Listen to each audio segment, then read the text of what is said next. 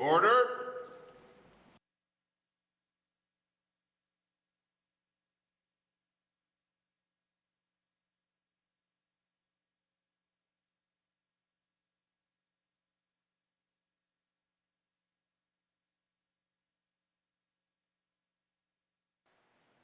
Today I'm doing prayers. J'ai dit j'ai dit c'est au tine je le sais tu dis que j'ai in the name of the Father and of the Son and of the Holy Ghost, Amen. In the name of the Father and of the Son and the Holy Ghost, Amen. In the name of the Father and the Son and the Holy Ghost, Amen.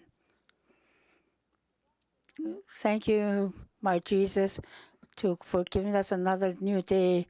All our leaders are around the table and all different in the Northwest Territories. Please look after them and bless them. And all the people that they're working for, may they all do very good with their job. We are very concerned about our water, our land. Please help us in this time of our needs. We always think about our higher power and our Lord, that I'm very thankful for today. And I want to pray with you today. Our Father, who art in heaven, hallowed be thy name. Thy kingdom come, thy will be done on earth as it is in heaven. Give us this day our daily bread, as we forgive those who trespass against us. And lead us not into temptation, but deliver us from evil. Hail Mary, full of grace, the Lord is with thee. Blessed art thou amongst women, and blessed is the fruit of thy womb, Jesus. Holy Mary, Mother of God, pray for us sinners now at the hour of our death. Amen. Thank you, my Jesus. Thank you, my Lord, for giving us a good day today. Thank you, thank you, thank you. In the name of the Father, and of the Son, and the Holy Ghost, amen. And now the Father, and the Son, and the Holy Ghost, amen. And now the Father, the Son, and the Holy Ghost, amen. Thank you. Thank you, Ms. Mary Jane Kazon, for the opening prayer and guiding words. Reckon colleagues. Member from Yellowknife North. Thank you, Mr. Speaker. Mr. Speaker, I would like to make a personal explanation in accordance with Section 1.8 of the Legislative Assembly's rules. I want to address allegations made by the member for Yellowknife Centre in his dissenting opinion on the Standing Committee on Government Operations report on the review to date of Bill 26. The member for Yellowknife Centre alleged that I, the sponsor of Bill 26, had, quote, refused to meet with the UNW. This is absolutely untrue, Mr. Speaker. I met with the Public Service Alliance of Canada North Regional Executive Vice President early in the development of this bill to discuss the concerns coming from nurses about Section 41 of the Public Service Act. I initiated a meeting with the Union of Northern Workers President, along with the PSAC North Regional Executive Vice President on March 4th, 2025, to discuss the bill. While not initially invited, I participated in a closed-door meeting that the UNW executive arranged on March 5th with other regular MLAs to discuss the bill. After that time, I received no further invitations from the UNW to meet. However, I reached out to the UNW president on April 30th via email, inviting her to meet with me or to join an upcoming constituency meeting, as long as there were nurse representatives present for the sake of transparency. I never received a reply to that email. The member for YK Centre stated in his dissenting opinion also that the committee received no public comments on the bill until after I requested an extension to the deadline. I wish to explain the context of my request. The committee had set a public engagement period of 50 days over the summer months from late June until August 15th and held no public hearings during that time. Presentations were scheduled for August 28th and 29th from the College and Association of Nurses and from the UNW, And I requested an opportunity for the public to be able to hear and respond to what those important stakeholders had to say about the bill. I never received a reply to my request, and I'm not aware of the committee announcing any formal extension. However, it did proceed to hold a formal public hearing. Thank you, Mr. Speaker, for allowing me to clarify. Minister statements. Minister for Status of Women. Minister responsible for Status of Women. Mr. Speaker. Mr. Speaker, this summer I had the honour of co-hosting the 43rd annual meeting of the Federal, Provincial, Territorial Ministers responsible for the status of women here in Yellowknife. Ministers from across the country gathered in this lovely city to discuss shared priorities. The event kicked off with an opening reception held in the Great Hall of the Legislative Assembly, which set a warm tone for the meetings. Guests included partners from the NWT Status of Women Council, NWT Women's Association of the Northwest Territories, YWCA NWT, Northern Mosaic Network, Yellowknife Women's Society, NWT members of the Legislative Assembly and ministers, as well as the FPT ministers and their senior officials. Mr. Speaker, one of the highlights of the evening was the opportunity to throat sing with Tanya Snow, our amiable MC. The Federal Minister of Women and Gender Equality, Minister Valdez, even joined in and gave throat singing a try. It was a lovely moment in sharing my culture and connecting with guests.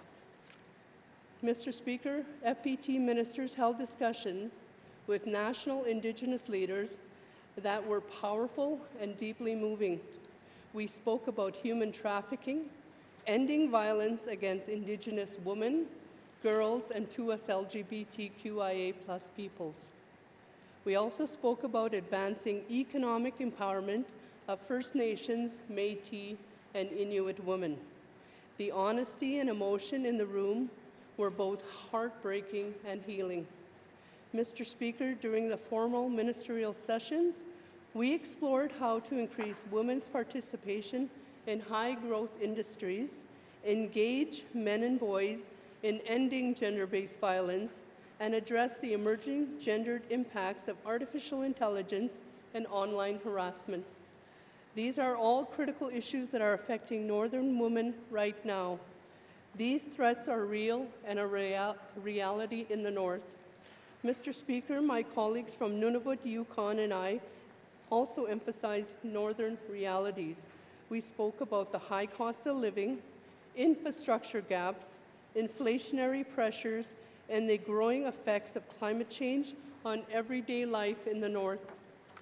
These realities pose challenges for all Northern residents, but the gendered and intersectional impacts cannot be ignored or forgotten. Recent wildfires and floods have displaced entire communities with disproportionate impacts on women, children, elders, and marginalized groups.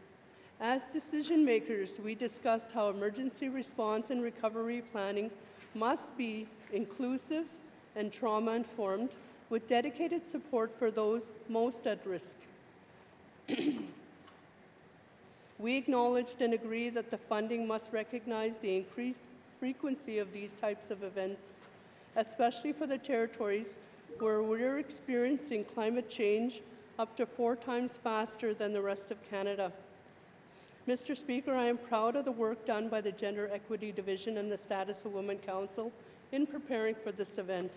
Local women across the Northwest Territories were commissioned to create handmade gifts for the delegates, beautiful tokens that support economic independence. Additionally, the artisan market was organized in collaboration with the Department of Industry, Tourism and Investment to showcase more Northern artistry and entrepreneurship. The feedback received from those who participated in the market was quite positive. Mr. Speaker, hosting this 43rd annual meeting of the Federal, Provincial, Territorial Ministers responsible for the status of women was a true privilege. The warmth and hospitality of the North left a lasting impression on our own visitors. I extend my heartfelt gratitude to everyone who made it possible. Koe Naini, Mr. Speaker. Thank you, Minister, responsible for the status of women. Minister statements. Minister of Municipal and Community Affairs. Mr. Speaker, I rise today to recognize and congratulate the participants who represented Team NT and the NWT Youth Ambassador Program at the 2025 Canada Summer Games that were held in St. John's, Newfoundland and Labrador from August 8th to 24th. The Canada Summer Games provides an opportunity for Team NT to engage and compete with other athletes across Canada. Not only are the Games an athletic competition, but they also provide an opportunity to develop athletes and coaches, strengthen sports systems, and create long-lasting social, cultural, and economic impacts. Mr. Speaker, sport, recreation, and active living play a crucial role in ensuring healthy people and communities by addressing physical, mental, social, and economic aspects of well-being. That is why this government of the Northwest Territories continues to support all residents, including the youth, and to provide assistance to attend events like this in Canada. In St. John's, Team NT, represented by 182 participants from 10 communities across the Northwest Territories. Representation included small and remote communities like Uluhaktuk, Tulita, Gamati, and Lutsoke, as well as larger centres like Fort Smith, Hay River, Inuvik, and Yellowknife. Mr. Speaker, I'm pleased to report that Team NT participants competed in a variety of events, including athletics, basketball, beach volleyball, soccer, swimming, tennis, volleyball, and wrestling. While no medals were brought back to the NWT, I would like to highlight and congratulate the male basketball team in their victory over Prince Edward Island. This was the first ever win for basketball NWT over a provincial team at the Canada Games. Mr. Speaker, I would like to thank the various territorial sports organizations that are responsible for assisting and selecting and managing their representatives at these games. Their contribution are a significant part of preparing Team NT for these games. I would also like to extend a special gratitude to the Team NT Chef de Mission, Rita Mercurdy, and Assistant Chef de Mission, Damian Crossman, and Lexi Zetting, and the rest of the mission staff for their outstanding efforts in organizing and supporting the team that they brought to the Games. Mr. Speaker, I would like to especially say thanks to the many volunteers and sponsors during this time to prepare them for the Arctic Winter Games. Whether you are volunteering and organizing or someone who's assisting, all your contributions and preparation of Team NT are very much appreciated. And finally, Mr. Speaker, I would like to recognize the 13 NWT Youth Ambassadors who volunteered a total of 457 hours at these games. The Youth Ambassadors had several opportunities to learn and develop leadership and life skills. Their volunteer roles included being at parade marshals for the opening ceremonies, supporting venue operations, sustainability green team, a village service crew, and participating with the entertainment crew. Your dedication, enthusiasm, and leadership made long-lasting impacts not only on the success of this event, but also on everyone who had the pleasure of working alongside of you. I sincerely hope all participants enjoyed their experience. Thank you, Mr. Speaker. Thank you, Minister of Municipal and Community Affairs. Minister statements. Minister statements. Member statements. Member statements. Member from Range Lake.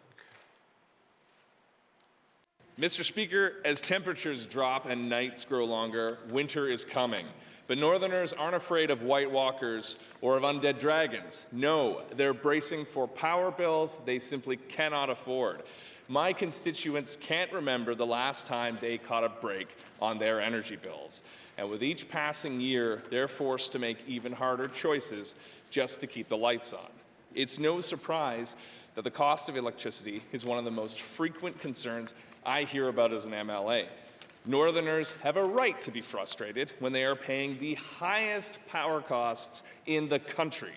And as life becomes increasingly more unaffordable, these costs pile up. Yet every time my colleagues and I raise this issue on the floor of this House, we're told there's no problem. The minister has a plan, a subsidy, a strategy, an investment. It's all very complicated economic stuff, we're told. But don't worry, it'll work out. So don't think too hard about it. Well, Mr. Speaker, it's time to worry because this government is pouring millions of dollars into our energy grid to reverse the upward trend of our electricity prices, and it's clearly not working. Costs are escalating, outages are increasing, and who's footing the bill? Taxpayers. Now, the minister must answer not only to an affordability crisis caused by soaring electricity costs, but also to constituents demanding to know why every move this government makes on the energy file only leads to higher costs and ultimately higher taxes. Mr. Speaker, a responsible government is a responsive government. When our constituents are hurting, it's not enough to just listen. We have a duty to act. This government talks about affordability, but their commitments haven't been backed by real solutions to our energy issues. What working people need are real policies that make a real difference in their lives for them and their family. Thank you, Mr. Speaker. Thank you, member from Range Lake. Member statements. Member from Frame Lake. Thank you, Mr. Speaker. Mr. Speaker, last sitting, the Standing Committee on Economic Development published its report on the review of the NWT regulatory framework, and today I want to highlight the government's response to that report. Mr. Speaker, I am pleased to note the government fully accepted 7 of the committee's recommendations without caveat and partially accepted the rest of the recommendations.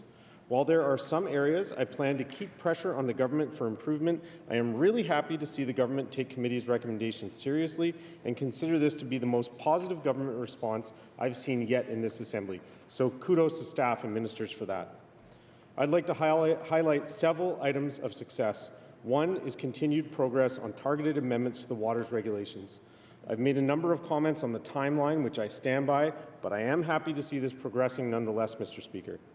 One item that I'm excited to highlight is the commitment by the government to collaboratively establish an NWT regulatory webpage as an interim step to creating a one-stop shop for project proponents seeking authorizations in the NWT. I am looking forward to obtaining more information about this project. Mr. Speaker, recommendations 11 through 16 of committee's report address capacity building to assist meaningful participation in the regulatory system. I want to stress the importance of these recommendations to improving operations of the regulatory regime. In my time working in the system, it was clear to me that a significant amount of delays related to engagement and moving projects to the complete application stage were related to capacity of Indigenous governments to respond and participate. This is one area in the government response where commitments to act are a bit mixed. Addressing these recommendations needs to be a high priority, and considering several of them address federal funding and programming, I think this needs to be added to our federal engagement strategy. This systemic capacity building is directly related to the Liberal government's Build Canada Strong plan. If we want to see projects proceeding through regulatory in a timely manner, we absolutely have to address these capacity issues. And this needs to be a key message to the federal government for how they need to be investing in our territory if they want to help us achieve mutual goals. Mr. Speaker, there's much more from the response to this report than I can capture in a single statement, so I'll have to leave it there. But I will have a number of lines of questioning from ministers on this topic. Thank you. Thank you, member from Frame Lake. Member statements. Member from Great Slave. Thank you, Mr. Speaker. Mr. Speaker, echoing my colleagues yesterday, and once more, I'd like to talk about same-day health services, including lab services in Yellowknife. Far and away, the most concerns I hear as an MLA are about trying to get same-day appointments, either for lab or for speaking with a health professional. There are a lot of threads to pull on with this persistent problem, and I have gone back and forth with the minister many times as she and her staff continue to work through technical and procedural barriers to ensure fair and equitable access to health care for the residents of Yellowknife. Importantly, Mr. Speaker, I'm concerned for residents who, as of right now, depending on the random volume of patients on any given day, often need to line up outside the downtown primary care center for same-day lab appointments. Right now, it seems that we will be asking our elders, folks with disabilities, and those in chronic pain to queue in the dark, cold winter weather outside the lab for an hour until staff arrive to let them in just before 8. This is not a viable, compassionate solution. Mr. Speaker, I know that the crux of this ongoing issue boils down to a couple of key factors. The availability of appointments relies on the number of lab staff on shift. And we are seeing more people seeking lab tests, while there are fewer staff available to provide services since COVID. Mr. Speaker, I would also contend that sometimes miracles do happen. I had the unique experience this past summer of attending a scheduled test at Liwagoti. As I was leaving, I asked the admin staff if I could book another appointment down the line for other concerns. To my surprise, they said, "How about now?" I was seen immediately by a nurse who addressed all my concerns and did blood draws on the spot because seemingly, at random, I was present at a time when no one had come to get a same-day appointment at the clinic that morning. The nurse and I had the time to get and space to get through my questions that I couldn't address from an earlier appointment. Mr. Speaker, I know that that was blind luck, but this also means that sometimes there is capacity, even if it's just in a blue moon. I want to know what is possible to triage those with urgent needs, especially for those who can't physically wait outside in the cold. I will have questions for the Minister of Health. Thank you, Mr. Speaker. Thank you, member from Great Slave. Member statements. Member from the Sawtooth. Thank you, Mr. Speaker. Mr. Speaker, we have been hearing a lot on the slowing in our mining activities in our Northwest Territories, and more importantly, the economy and the urgency for a response from our government. Having knowledge there is a huge potential in the mineral sector, as our esteemed member from Inuvik Boot Lake had said many times, we are resource rich and cash poor. We must enhance by moving rapidly, simplify our process to attract investment responsibly. To do this, Mr. Speaker, the North needs infrastructure, affordable access to our valuable resources. Compounding our recovery is the inability to author our own plan as we remain content to rely on Ottawa's formula funding policy. We must act faster in securing NWT's generations. Mr. Speaker, the fiscal update shared by the Minister of Finance is beyond concerning. The NWT government projects, it has lost more than $150 million in its annual surplus this fiscal year. Our projected operating surplus has shrunk from $170 million to just $16 million. Mining, which amounts to 20% of our GDP, is facing big challenges. But, Mr. Speaker, there is also a story of opportunity here. The NWT has the NWT advantage. We have world-class mineral deposits that are still largely untapped. We have a maturing regulatory framework that respects the balance between sustainability and prosperity. We have Indigenous communities with major control over regional land use and resource development. Mr. Speaker, governments receive revenues from taxes. Our colleague from Range Lake highlighted a reclamation economy. However, it is not royalty-generated revenues. The federal government has shown a real desire to move forward on investing into infrastructure. We often hear about major projects that are nation building, shovel-ready. What is more shovel-ready? Member from the Sawtooth, your time is up.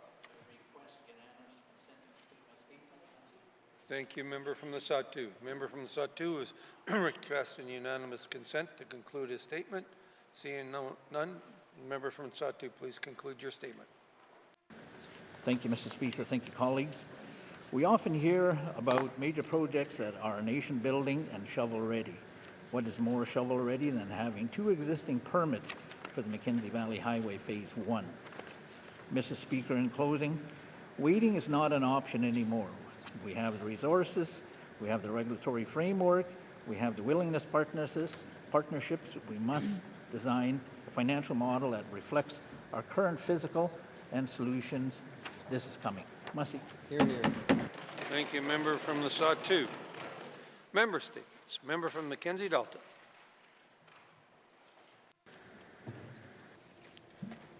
Thank you, Mr. Speaker. I want to address an issue that affects those who make the choice to go to treatment facilities away from their homes to get help for their dependency, and the lack of resources available to them when they return home.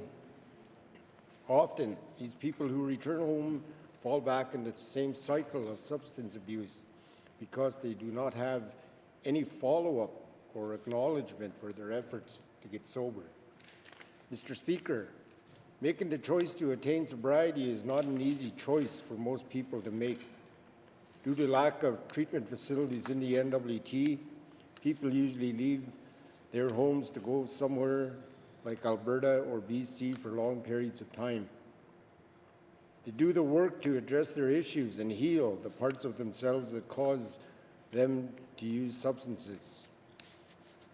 Those who successfully complete their programs are welcome home with congratulations, but that's usually when the real work begins to maintain their sobriety, because they are back in the same environment that enabled their addictions. They return home to little to no resources to help them stay consistent in their sobriety, which is challenging and discouraging to them. Mr. Speaker, our people need more programs to ensure they are supported, recognized, and celebrated in their post-treatment journey.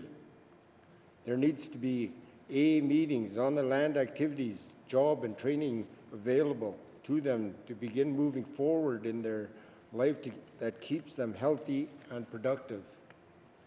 We also need to utilize those people by acknowledging and celebrating those through community gatherings like feasts and dance, and create spaces for them to share their stories. It's important for this person to feel safe and to share their story for the community to hear it, because it may inspire and motivate others to follow in their path. Thank you, Mr. Speaker. I will have questions for the Minister of Health and Social Services. Thank you, member from Mackenzie Dalton. Member statements. Member from Inuvik Boot Lake. Thank you, Mr. Speaker. Mr. Speaker, I want to speak today on Arctic sovereignty and infrastructure, something that, of course, the debate is very alive and the topic is very alive in this House. I know our Premier and his Cabinet are very keen to the topic. We know our federal government, again, Mr. Speaker, continues to have an eye on the Arctic and the North, whether you're talking major infrastructure projects, Mr. Speaker, or smaller ones. Inuvik, my region, my riding, being named as one of the Northern Operations Hub, as well as the City of Yellowknife. I think it's very significant. I understand that both the town of Inuvik and the City of Yellowknife are considering an MOU where they can share the information, Mr. Speakers, in their discussions with DND. Pulling them together on Arctic security topics and discussion, I think is very important. I think it bodes well for our territory, and certainly bodes well for us as we look to pull together to build these infrastructure projects. And Mr. Speaker, not just the major infrastructure projects. I mean, Mr. Speaker, as we know, Inuvik is obviously a very strategic location for the Arctic. We have a forward operating location up there. There's hopefully there's potential more work to be done, either through upgrades and through other infrastructure put in there by our federal government. And Mr. Speaker, even more importantly is our airport terminal build. We know we have the runway expansion. That project, again, done locally, done through Indigenous governments, with Indigenous companies partnered with them. The project thus far has been on time, on budget, and very successful, and we look to that completion in the next couple of years. But we also, Mr. Speaker, since 2018 have had the new airport terminal build on the books. As I mentioned, being a Northern Operations Hub, there's certainly going to be more traffic in the region. We're going to ensure that we need that new building. I know there's been some delays in the past few years, but Mr. Speaker, I'm hopeful that's still something that we can get done sooner rather than later, get that project underway, and again, work with the local contractors, local Indigenous governments, to ensure that smaller but just as important piece of infrastructure gets completed on our journey to Arctic sovereignty and security. Thank you, Mr. Speaker. Thank you, member from Nunavut Lake. Member statements. Member from the Deitcho. Thank you, Mr. Speaker. On behalf of elders in Fort Providence and seniors, I need to express a deep concern that has been raised by residents and caregivers alike. The Independent Living Seniors Home in Fort Providence, a place meant to offer safety and comfort to our seniors and elders, currently has no backup generator. Mr. Speaker, as we can see, the snow and cold weather are not too far off, and we know that power outages in the winter are not uncommon. When power goes out, the risk to our most vulnerable increases dramatically. Without heat, without light, and without the ability to maintain basic services, our seniors are left exposed to the harsh realities of our northern climate. If a generator were in place, the seniors' home could serve as a warming center, not just for those living in the seniors' home, but for the elders in the community who live independently and may not have the means to stay warm during extended outages. Mr. Speaker, this is not just a matter of comfort, it is a matter of safety, dignity, and respect. I call on Housing NWT to work with the community to explore funding options for installing a backup generator, whether through the Seniors Aging in Place program, the Seniors Home Repair program, emergency infrastructure funding, or partnerships with Indigenous governments and federal agencies. We need to find a way to make this happen. Our elders deserve better. They deserve to know that when the lights go out, their community and government will not leave them in the cold. Merci, Mr. Speaker. Thank you, member from the Deitcho. Member statements. Member from Yellowknife North.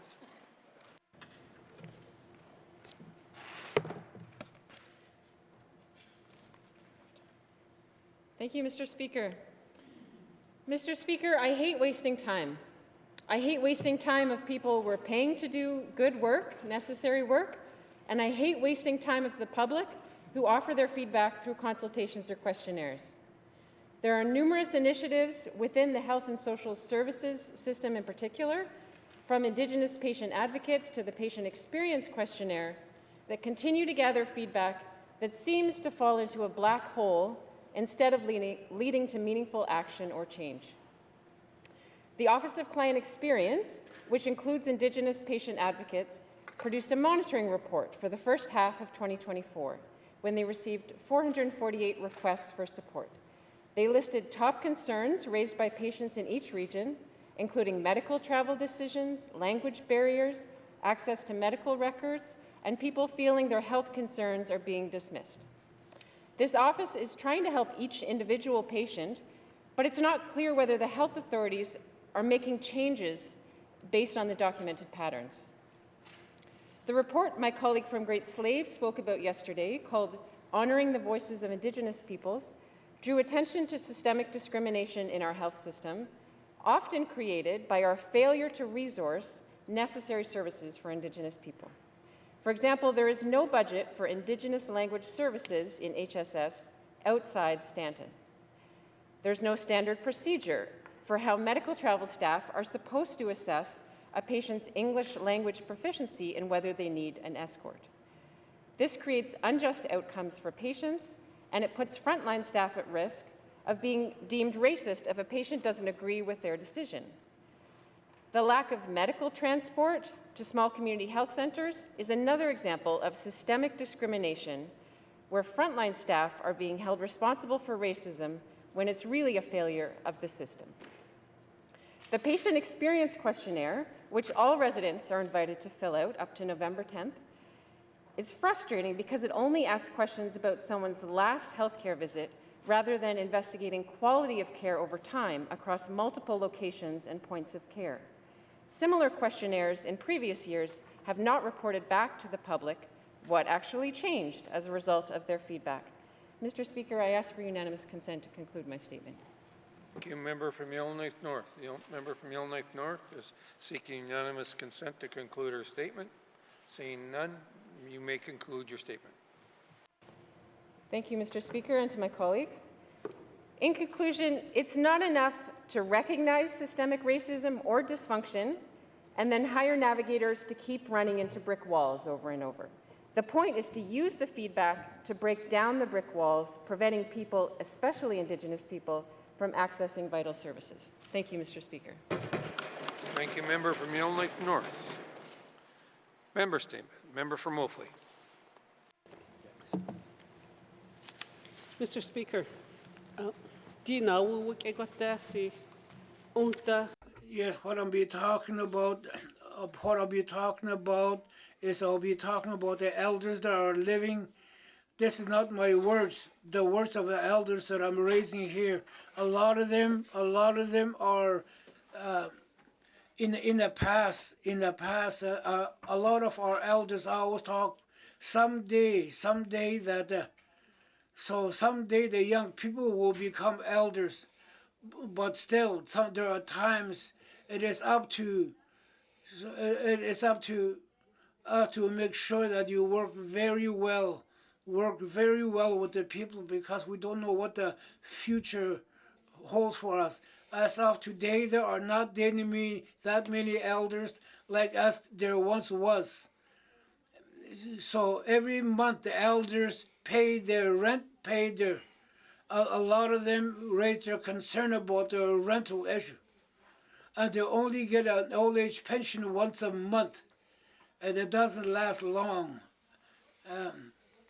So they pay their rent, and we still have to pay for water bill, light bill, and they do not have anything left over. The elders that live in the rental unit. So what about the elders that are living in their own home? So I'm pretty sure they are very struggling as well. Every month they pay their rent. So just to have a roof over their head. There are times they are very, very down. So today. So the cost of living is high, the cost of living going higher. These are the words of the elders. I'm talking about on behalf of the elders. So I am talking about the words of the elders here. Seniors are struggling to make ends meet. These are elders who have contributed to our communities for decades, raising families, building local economies, and preserving our cultures and traditions. They deserve dignity, security, and respect in their retirement years. Seniors are among the most vulnerable residents in our territory. Many live on fixed income and face rising costs for basic necessities. Public housing is meant to be safety net, not another financial stress. Currently, seniors, public housing receive up to $1,000 monthly income deduction. Mr. Speaker, can I have unanimous consent to conclude my statement? Thank you, member from Moultrie. Member from Moultrie is seeking unanimous consent to conclude her statement. Seeing no nays, you may conclude your statement. Thank you. Currently, seniors in public housing receive up to $1,000 monthly income deduction when calculating rent, which helps reduce their housing rental costs. But even with this deductions, many seniors still face rent charges that strain their limited income. For some, this means choosing between paying rent or buying groceries, medication, or heating fuels. Mr. Speaker, public housing is meant to ensure that individuals and families who cannot afford market rate housing still have to live in place, still have to live. Member from Moultrie, your time is up. Thank you, member from Moultrie. Member statements. Member statements, member from Yellowknife Centre. Thank you, Mr. Speaker. Mr. Speaker, I want to talk about encampment fatigue, Mr. Speaker. And to be clear, it's a lot has changed in this particular narrative. I remember even speaking to some constituents, a year ago, fervent supporters of that. And as those encampments get closer to their area, it's funny how quickly that feeling changes and frustration. Mr. Speaker, people care about the challenges, but they also want something done. The community is facing these challenges of unsanctioned encampments. They see problems where they threaten public health, safety, quality of life, and the ongoing noise and stress people have on and on. Mr. Speaker, no one is suggesting in any way that these folks do not deserve some type of help. Mr. Speaker, it's quite the opposite. They do need help. But we need good, clear public policy that's transparent, worked on with the public. The public can see what it means, Mr. Speaker. I've been to some of these encampments, and in some cases, Mr. Speaker, frankly, I find them disturbing to see the conditions some folks are living in. Now, to be clear, we're not talking about the lone individual who's on a tent, who's pitched trying to get by and needs a little help. We're talking about these collectives that end up becoming unsafe, unhealthy, and interestingly enough, the populations even continue to organize. They even ban people in some of these encampments, which is strange. Mr. Speaker, when you drive by, when you start to wonder about the health and safety conditions, the addictions some of these people must be facing, and there's other concerns. And I could stress and underscore, individual residents are talking about their frustration where they have to go to these encampments and get their personal items back that somehow were liberated and end up being found there. Oh, and another important one to underscore, where they have to disconnect the power from their home that they're paying, that's strung a line across an alley into the encampment, Mr. Speaker. Point being is in some of these things, the disorganization is creating enough stress for the community, and we need clear and practical policy to help. Mr. Speaker, we're not addressing the challenge of saying what expectations should we provide? When should we restore certain types of supports? How do we help the vulnerable? Mr. Speaker, what do we do for the neighborhood, the accessibility and respect that they deserve, Mr. Speaker? It seems the neighborhood keeps getting forgotten about these particular things. Mr. Speaker, these types of service levels need to be defined so we can be consistent and we can ensure. And lastly, Mr. Speaker, one of the often comments I hear is they want more, such as water, outhouses, garbage, etc., but we have space and shelters. We need to have that conversation, and I'm hoping we will later today. Thank you, Mr. Speaker. Thank you, member from Illinois Centre. Member statements. Member from Nunduck.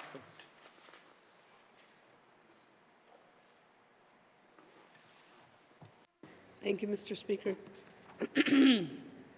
Mr. Speaker, on August 30, 2025, the community of Tuktoyaktuk, an area along the Arctic coast, was hit with a post-cyclonic surge of water never experienced before in recorded history. The area endured record-breaking surge levels of 2.6 meters, almost 10 feet inland.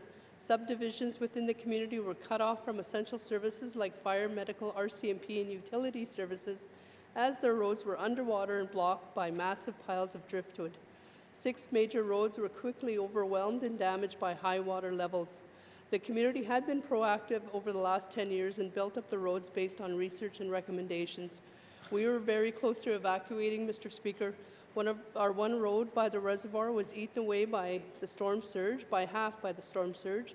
The road leading to the Hamlet Garage was underwater, so the staff had to come up quickly with an alternative route through airport lands.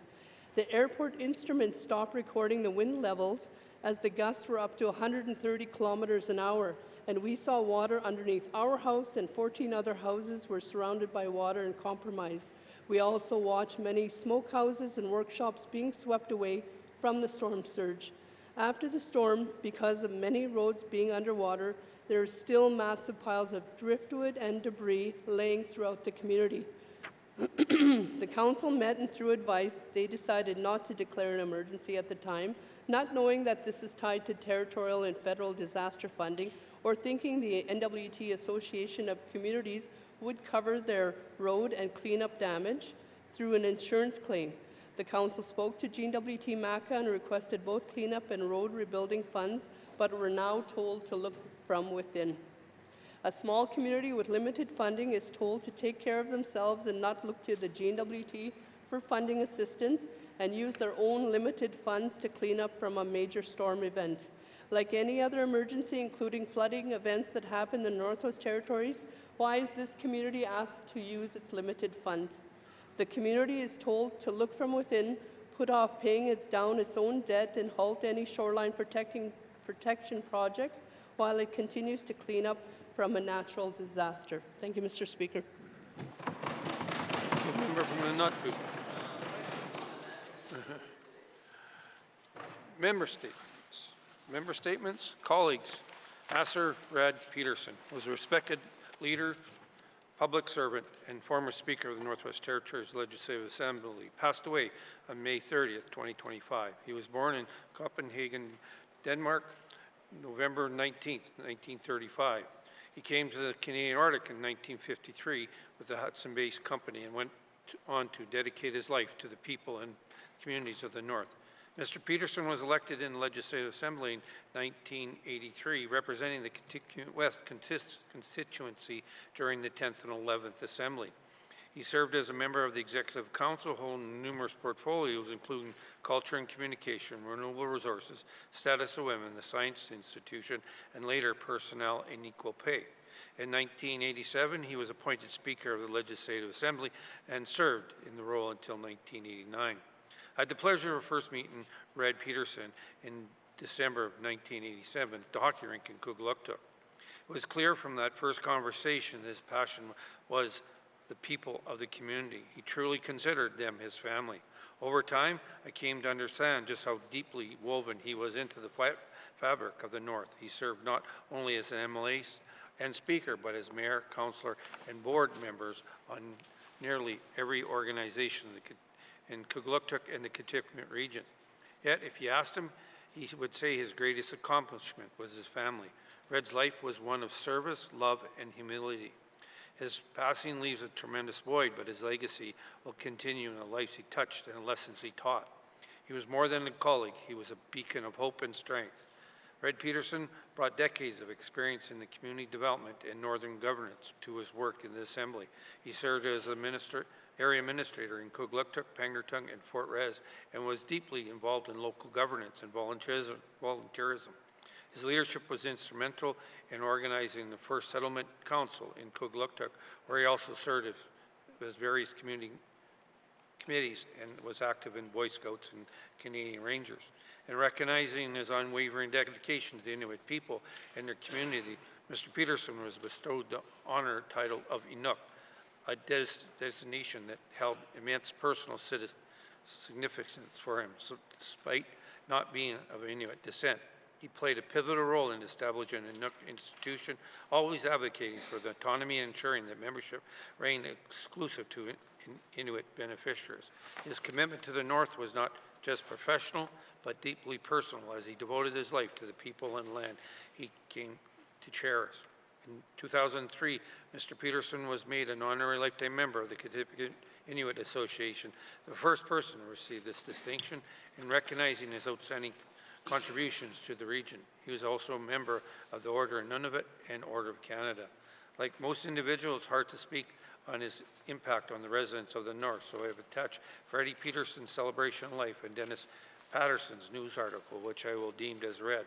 Families would like to thank everybody for their support and kind words during this difficult time.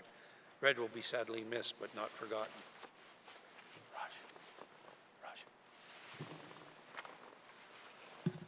Member statements. Member statements. Recognition of visitors in the gallery. Recognition of visitors in the gallery.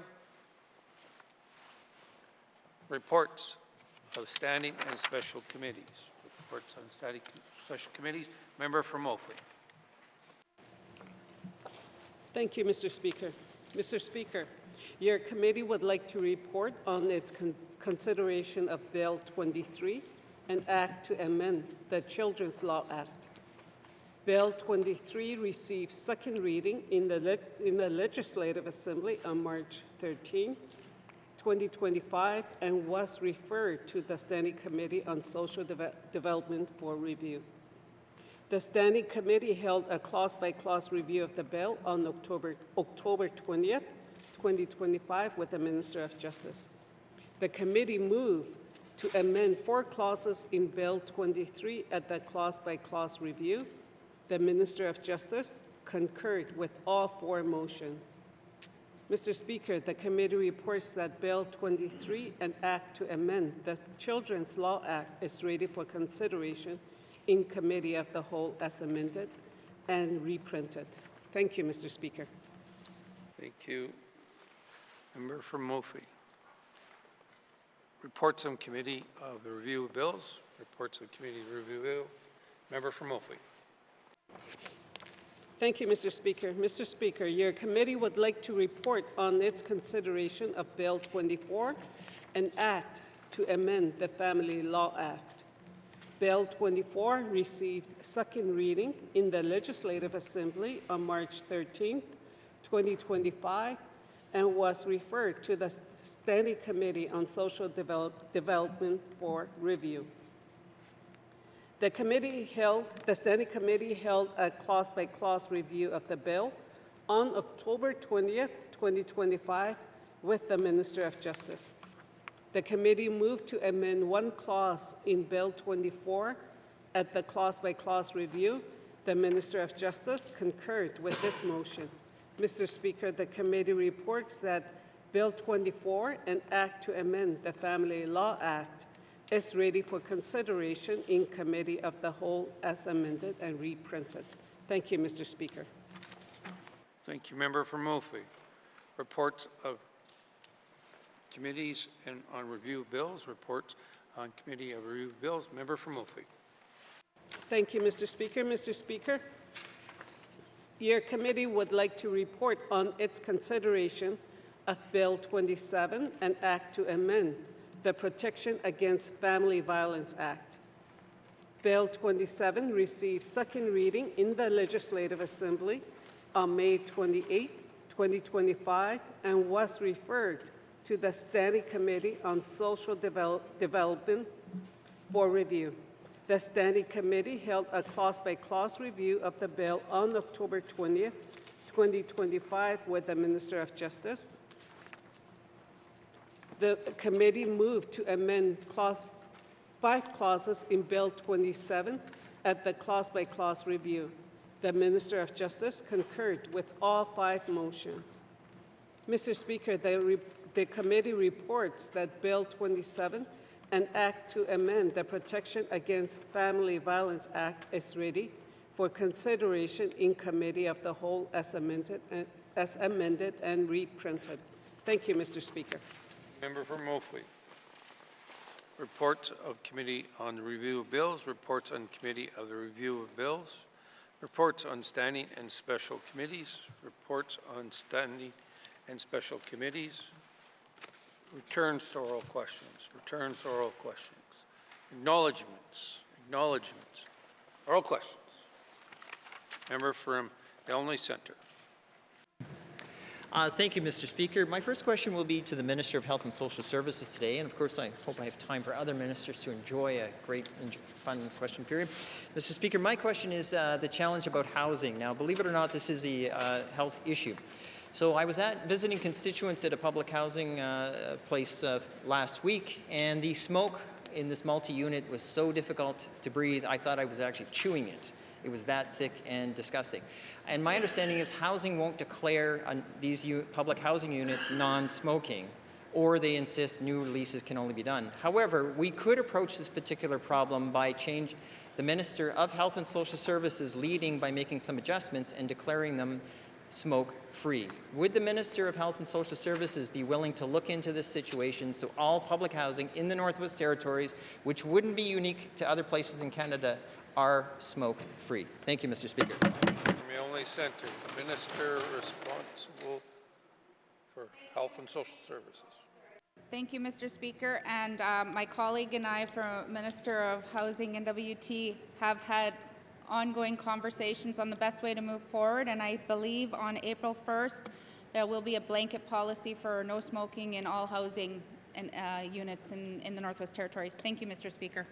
Minister of Health and Social Services. Member from Elmley Centre. Thank you, Mr. Speaker. I'm glad to hear the Minister isn't defending smoking in public housing units. I said I'm glad you aren't defending. Mr. Speaker, thank you. Thank you, Mr. Speaker. Mr. Speaker, I guess 2 parts to it is why are we waiting, and is there exemptions? Thank you. Member from the Only Centre, Minister of Health and Social Services. Thank you, Mr. Speaker. Mr. Speaker, as throughout the Northwest Territories, some of these homes, people have been living them for almost, like I can honestly say in my community, there are some families that have been living in the same home for 30 plus years. So they're just giving them the time to, you know, offer up, you know, the information first, give them the information, give them time that, you know, those information on quitting smoking, because we know in the Northwest Territories that we do provide to smoking cessation for all Northwest Territories residents, and all those types of things. So we're setting a set start date as to when this will take effect. And all new leases, my understanding, are going to that are currently happening are for non-smoking. Thank you. Minister of Health and Social Services. Member from Milne Centre.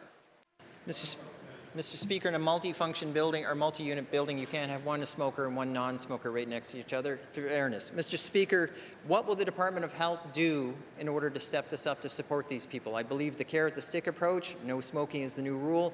Can she be very clear on how the full weight of the Department of Health is going to come in there and support individuals who have smoked for years, if not generations, Mr. Speaker, because we can't leave them hanging, but the workers in there need this protection as well. Thank you.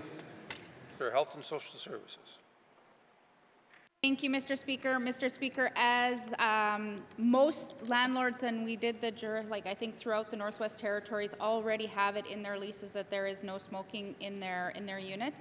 Housing is changing their policy to create that now. What we'll do as Health is we'll continue to, you know, monitor what is going on in those units that are multi-units.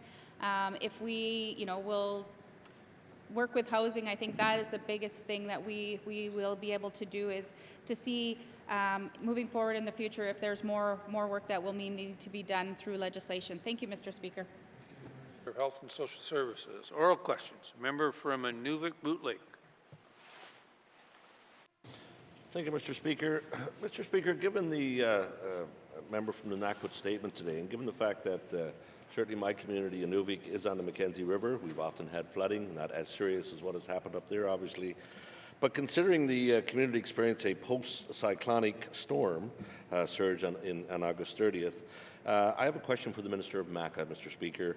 Can the Minister of MACA confirm, has the community been offered, or did they receive any financial assistance from the government to help the community remove the debris and certainly get the roads back into working order? Thank you, Mr. Speaker. Member from Nunavut Lake.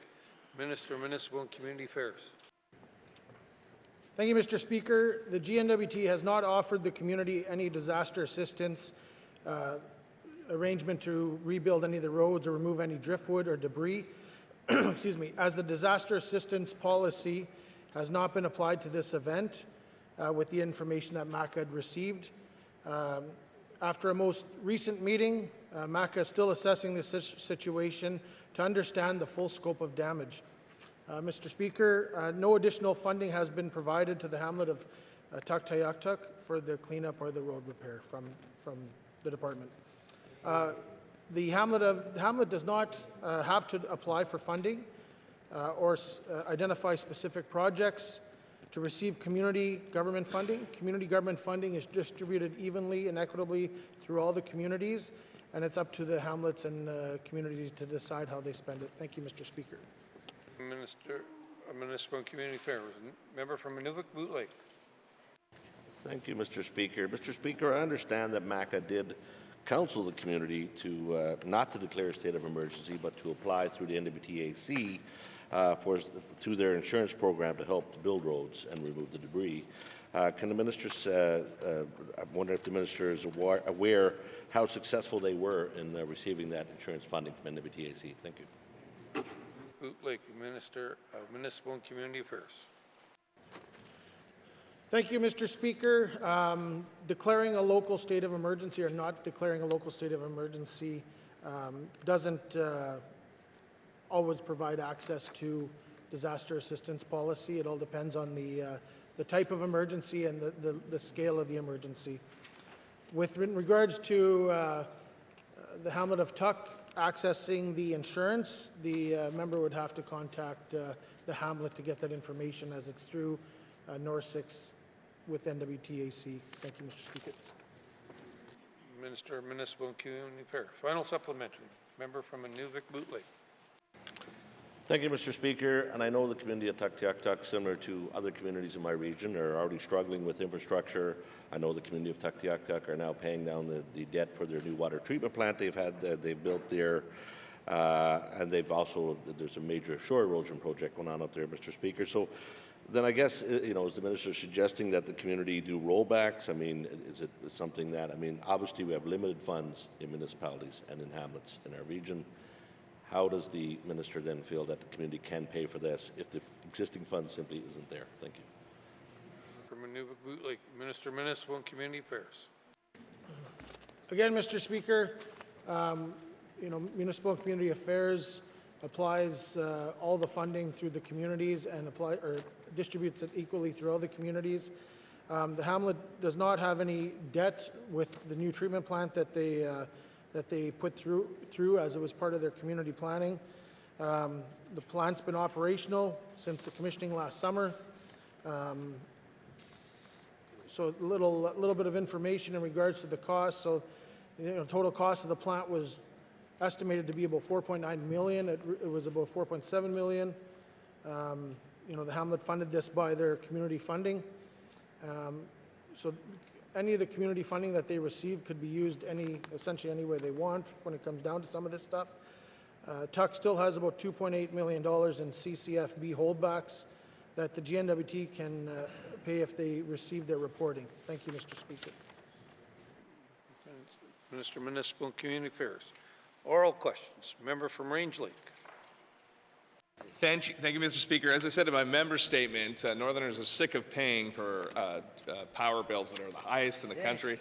And it's not just households, it's businesses as well. I've received letters from businesses in my riding that are complaining about the power failures in particular, not only the cost that results in tens of thousands of dollars annually in equipment damage, lost sales, and reputational damage. Shame. They want the minister responsible for NTPC to answer this question: why has reliability failed to improve and in fact has gotten worse over time despite repeated funding from this government into the power system? Thank you, Mr. Speaker.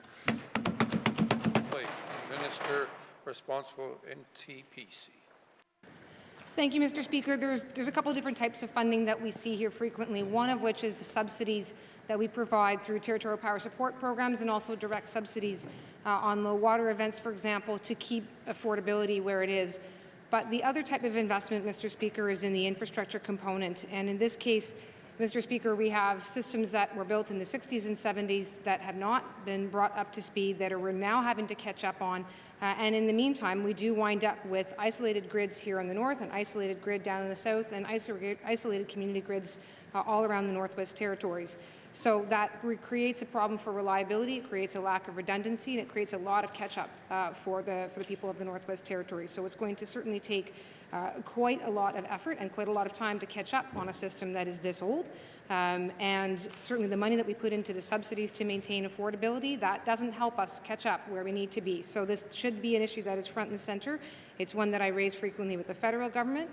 We need to be brought up to speed with where the rest of Canada is, and that certainly remains a commitment of mine and of this government to continue to do that, to continue to advocate for that, and make sure that it's not being done on the backs of our residents and our consumers alone. Thank you, Mr. Speaker. Minister responsible for NTPC. Member from Range Lake. Thank you, Mr. Speaker. Well, I'm pleased that the minister is aware of what the diagnosis of the problem. What we need is the solution. These businesses also want to know what specific infrastructure upgrades are planned to prevent ongoing surges and blackouts. Thank you, Mr. Speaker. From Range Lake, Minister responsible, NTPC. Thank you, Mr. Speaker. Mr. Speaker, there are different things planned for different communities in different regions, as I said. And as we all know, we have a number of isolated grids across the system. So I can say one of the things that they've been working on in this Tulson zone, for example, is to make sure following, and actually this is true really across the territories right now, is that following a lot of the wildfires, just by way of one example, it creates a situation where there's a lot more risk to the different power lines, to the different power systems where there's a lot more deadfall that can impact on power line systems. And so there's a lot of effort going into making sure that they're doing the work to clear areas and to make sure that there areas that would be at risk as a result of the wildfires are being maintained so that the poles and the wires aren't likely to be at risk. Beyond that, Mr. Speaker, there's a lot of work happening to try to, on a broad sense, to connect our grids, to create transmission connections, and to bring greater redundancy to our system. Thank you, Mr. Speaker.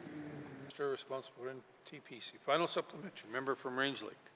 Thank you, Mr. Speaker. While we're waiting for those infrastructure improvements, we've seen businesses that have had to close because of blackouts and power equipment failures that have led to fires. I have a constituent who's out of home because of that.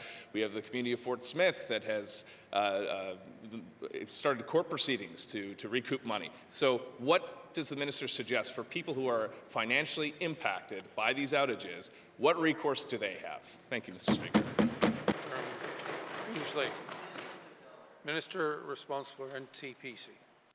Thank you, Mr. Speaker. Mr. Speaker, this is part of what gets approved by the Public Utilities Board are the terms and conditions of sale, both for the generation component that tends to be exclusively done by the Northwest Territories Power Corporation, as well as the distribution that is done both by NTPC as well as Naka Power. And regulated utilities in Canada are not permitted to reimburse customers for damages. That is one of the standard situations that everyone in Canada does find themselves at. Regulated utilities in Canada are only allowed to charge customers for the costs to operate their system, which is then what unfortunately leaves folks who have experienced extreme or other kinds of claims outside of that process. But again, it's one that is regulated all across Canada and for us by the Public Utilities Board. Thank you, Mr. Speaker. Response for NTPC. Oral questions. Member from Decho. Thank you, Mr. Speaker. Given the circumstances, can the Minister of Housing confirm that installation of a backup power generator would be considered an eligible expense within Housing NWT's programs for this seniors home in Fort Providence? Thank you. Housing NWT. And thank you to the member for the question. I think a conversation with district staff at this point and looking at the facility itself to see if a backup power generator is warranted. Thank you, Mr. Speaker. Minister responsible for Housing NWT. Member. Oral questions. Member from the Decho. Thank you. Will the minister support community-led proposals to install backup generators in the seniors independent living home? And can NWT Housing provide technical and or financial assistance to help communities develop these potential solutions? Thank you, Mr. Speaker. Decho, couple of questions there. Minister responsible for NWT. Housing NWT. Try that again. Of course, I think Housing NWT would be happy to lend some technical expertise if we're going to look at potential power generation solutions within the elders facility. And once we have that technical type of review, then we could talk of financial assistance. Thank you, Mr. Speaker. Response for Housing NWT. Final supplementary. Member from the Decho. Thank you, Mr. Speaker. Are there any other specific funding streams, either territorial or federal, that Housing NWT can access to support installing a backup generator in seniors' homes? Thank you. Thank you, member from the Decho. Minister responsible for Housing NWT. Thank you, Mr. Speaker. Again, having a conversation with the district office, there's a few funding streams that are available. In working perhaps with the local housing organization, the local band. There's a community housing support initiative grant. There's also a co-investment fund that would require investment from both the community and Housing NWT. So there is some possibilities, Mr. Speaker, that we could look at for a solution. Thank you. Minister responsible for Housing NWT. Oral questions. Member from Frame Lake. Okay. Thank you, Mr. Speaker. Mr. Speaker, my questions are for the Minister of ITI.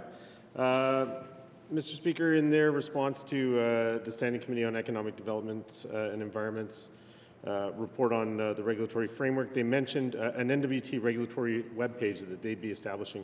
Can the minister provide more information on this initiative, and can she give us an idea of when this initiative will launch? Thank you. Member from Framley, Minister of ITI. Thank you very much, Mr. Speaker. So, Mr. Speaker, it's essentially a one-stop shop where we can bring all of the players, if you will, in our regulatory system and our pathfinders together into one place for stakeholders to be able to gather information about working within our system. And our deadline for having this available to the public is the end of this year, calendar year. Thank you. Minister of ITI. Member from Framley. Thank you, Mr. Speaker. Mr. Speaker, just noting a bit of clarification. In the response, they spoke to establishing that webpage as an interim measure and then moving on to a one-stop shop. It sounds like the two are being conflated as one, and if they are, that's fine. And I've got a timeline. I just wanted to make sure we're all on the same page. Thank you. Framley, Minister of ITI. Thank you, Mr. Speaker. So, Mr. Speaker, we've divided our approach to a one-stop shop into two phases. The first phase will be an online presence, and the second phase would be working towards a physical presence. Thank you, Mr. Speaker. Thank you, Minister of ITI. Final supplementary, member from Framley. Thank you, Mr. Speaker. Appreciate the minister's timeline on the website. Does the minister have any idea when the physical presence might be possible? Thank you. Thank you, member from Framley. Minister of ITI.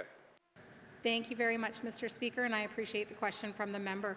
So this would be bringing together all of the stakeholders within the regulatory system, so that being the GNWT, as well as our regulatory boards, as well as the federal government. So we want to make sure that we're working closely with the federal government to understand how we fit within, for example, their major projects office and the way that they're driving projects forward. So we're looking at the end of next calendar year for that. Thank you. Minister of ITI. Oral questions. Member from Great Slave. Thank you, Mr. Speaker. Mr. Speaker, when I asked about same-day services this past March, I learned that there are 24 same-day appointments between the two Yellowknife clinics Monday to Friday and approximately 18 on Saturdays. Can the minister clarify if that is for clinic appointments only, or if those numbers include lab appointments, if those numbers are still accurate? Thank you, Mr. Speaker. From Great Slave, Minister of Health and Social Services.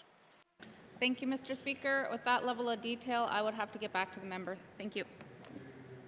Minister of Health and Social Services. Member from Great Slave. Thank you, Mr. Speaker. I appreciate that commitment from the minister.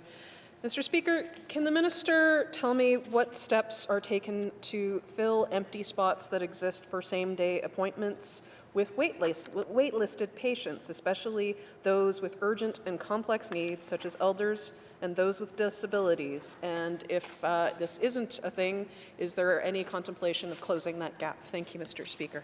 Thank you, member from Great Slave. Kind of a multiple question there, but I'll turn it to the Minister of Health and Social Services. Mr. Speaker, I know from the information that I have that there are urgent slots at the Stanton Terrell Hospital lab site and at the primary care lab site. There are as well urgent designated times for the day. And when patients are, for instance, having surgery or something like that, they usually have a pre-op the day before. If they need to have blood work, though, they should be ensuring that they're utilizing their physician or whoever their pre-op is with to consult the lab to make sure that they have that appointment.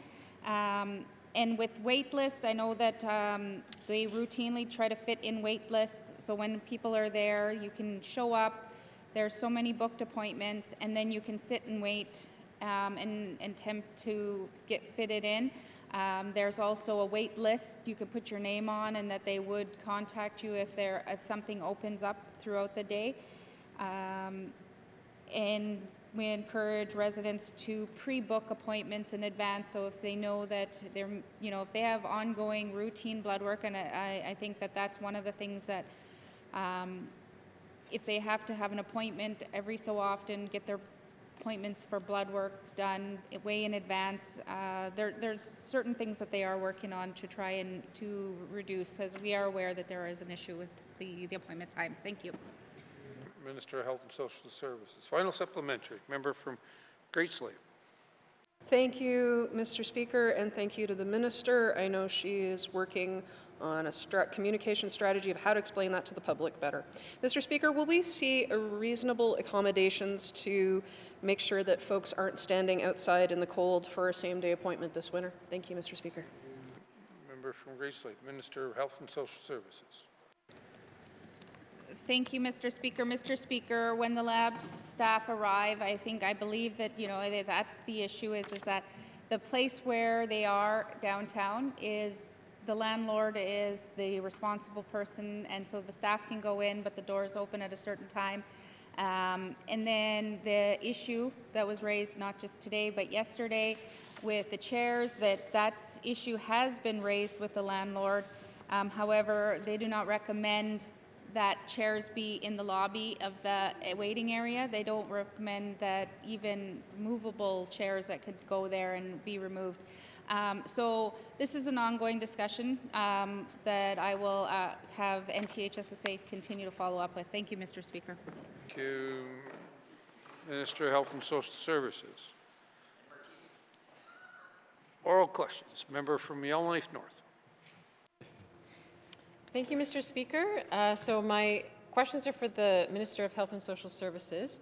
I know the Minister herself has been a big champion of the Office of Client Experience, and yesterday in her response to oral questions from the member for Great Slave, the Minister noted she had personally met with the Indigenous patient advocates and heard about many of the same concerns that we talk about often in this House. I'm interested in how the documentation of those concerns actually leads to action. So can the Minister explain what is the process for how the concerns being documented by the Office of Client Experience are supposed to lead to action at a systemic level by the health authorities? Thank you, Mr. Speaker. From Yellowknife North, Minister of Health and Social Services. Thank you, Mr. Speaker. Mr. Speaker, and I appreciate these questions because one of the things, as like the member has said, I do support the work that the Office of Client Experience do and the patient advocates. I'm a champion for the work that they do, but we didn't have any actual data on the things that were being brought forward, especially when it came to Indigenous people. We've heard it multiple. We've all can stand up in here and say we know that some of these issues. However, like I'll use, for instance, medical travel. Medical travel, anybody, I've traveled to most communities, that is one of the biggest issues. It's the understanding of the program, though. It is not a, and I'm not saying that there is a problem, but the problem lies within the policy that because it's not an insured service, we use different policy and we use non-insured services to move people around. The escort pieces is the biggest piece that we have the most contentious with, is the non-medical escorts that have to travel with people. That is something that has to be approved through NIHB, through Ottawa. And we don't have if it doesn't meet the standard criteria and the policy, all of those have to go to Ottawa. So this is also data that's driving us to be able to bring that to NIHB and sit down and say, this is our most contentious. This policy is not, working for the Northwest Territories and our small and remote communities where we still speak a lot of Indigenous languages, and so we need to do better. So the work that this does is helping us fight that fight. Thank you, Mr. Speaker. Minister of Health and Social Services. Member from Yellowknife North. Thank you, Mr. Speaker. So I appreciate that, but I also understand that many of the concerns being raised are not exclusively related to federal policy or NIHB, including feedback received through the patient experience questionnaire. Can the minister explain what is the process for publicly reporting and taking action on the feedback received through the patient experience questionnaire, both this year's and previous years? Thank you, Mr. Speaker. From Yellowknife North, Minister of Health and Social Services. Thank you, Mr. Speaker. Mr. Speaker, I know that the patient experience questionnaire, somebody who's worked in the system for many, many years, that this happens every 2 to 3 years. So the questionnaire goes out. and it's through the quality program, and it goes out to anyone on their experience or current experience with the healthcare system. What it does is it comes back, and then there's a report generated. It is usually public. I think the last one was done in 2022. And what that report, what it helps to do is work with those areas, with the executive team, and to work within those areas to try and improve those areas. And so that's generally how it goes. And it also helps us to build that for business plans. Like if the NTHSSA is coming forward because there's something that we're lacking, then that evidence also, those questionnaires, the data from the public can help generate some of that work. Thank you. Minister of Health and Social Services. Final supplementary. Member from Yellowknife North. Thank you, Mr. Speaker. I'll just note I was looking online for a report from any previous patient experience questionnaires and couldn't find any, so if the minister can direct us to that, that would be great. I was also looking in annual reports of the Health Authority, and the last time that there was detailed statistical reporting on performance measures, including patient satisfaction, was 2019-2020. Will the minister direct the Health Authority to resume detailed reporting on patient satisfaction and patient outcomes? Thank you, Mr. Speaker. Member from Yellowknife North. Minister of Health and Social Services. Thank you, Mr. Speaker. Mr. Speaker, what I will do is I will have a conversation with NTHSSA as to what has happened and what has changed, and I can report back to the member. Thank you. Minister of Health and Social Services. Oral questions. Member from Mackenzie Delta.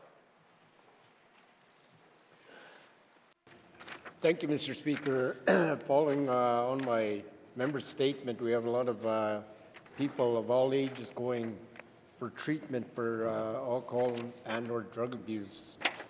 There's a lot of people from my community, my region, go out to as far away to Toronto for up to 6 weeks.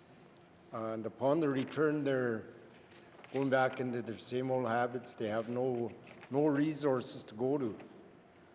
There's absolutely no help, and some of these people are falling back into their old habits within a week or so.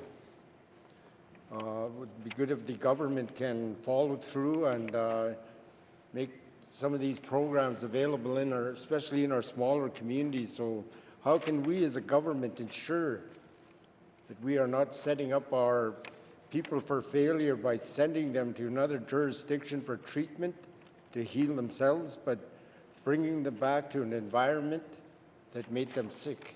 Thank you, Mr. Speaker. Minister responsible for Health and Social Services. Thank you, Mr. Speaker. Mr. Speaker, in order for a resident of the Northwest Territories to attend a treatment facility, they have to be referred by a caseworker who works with them.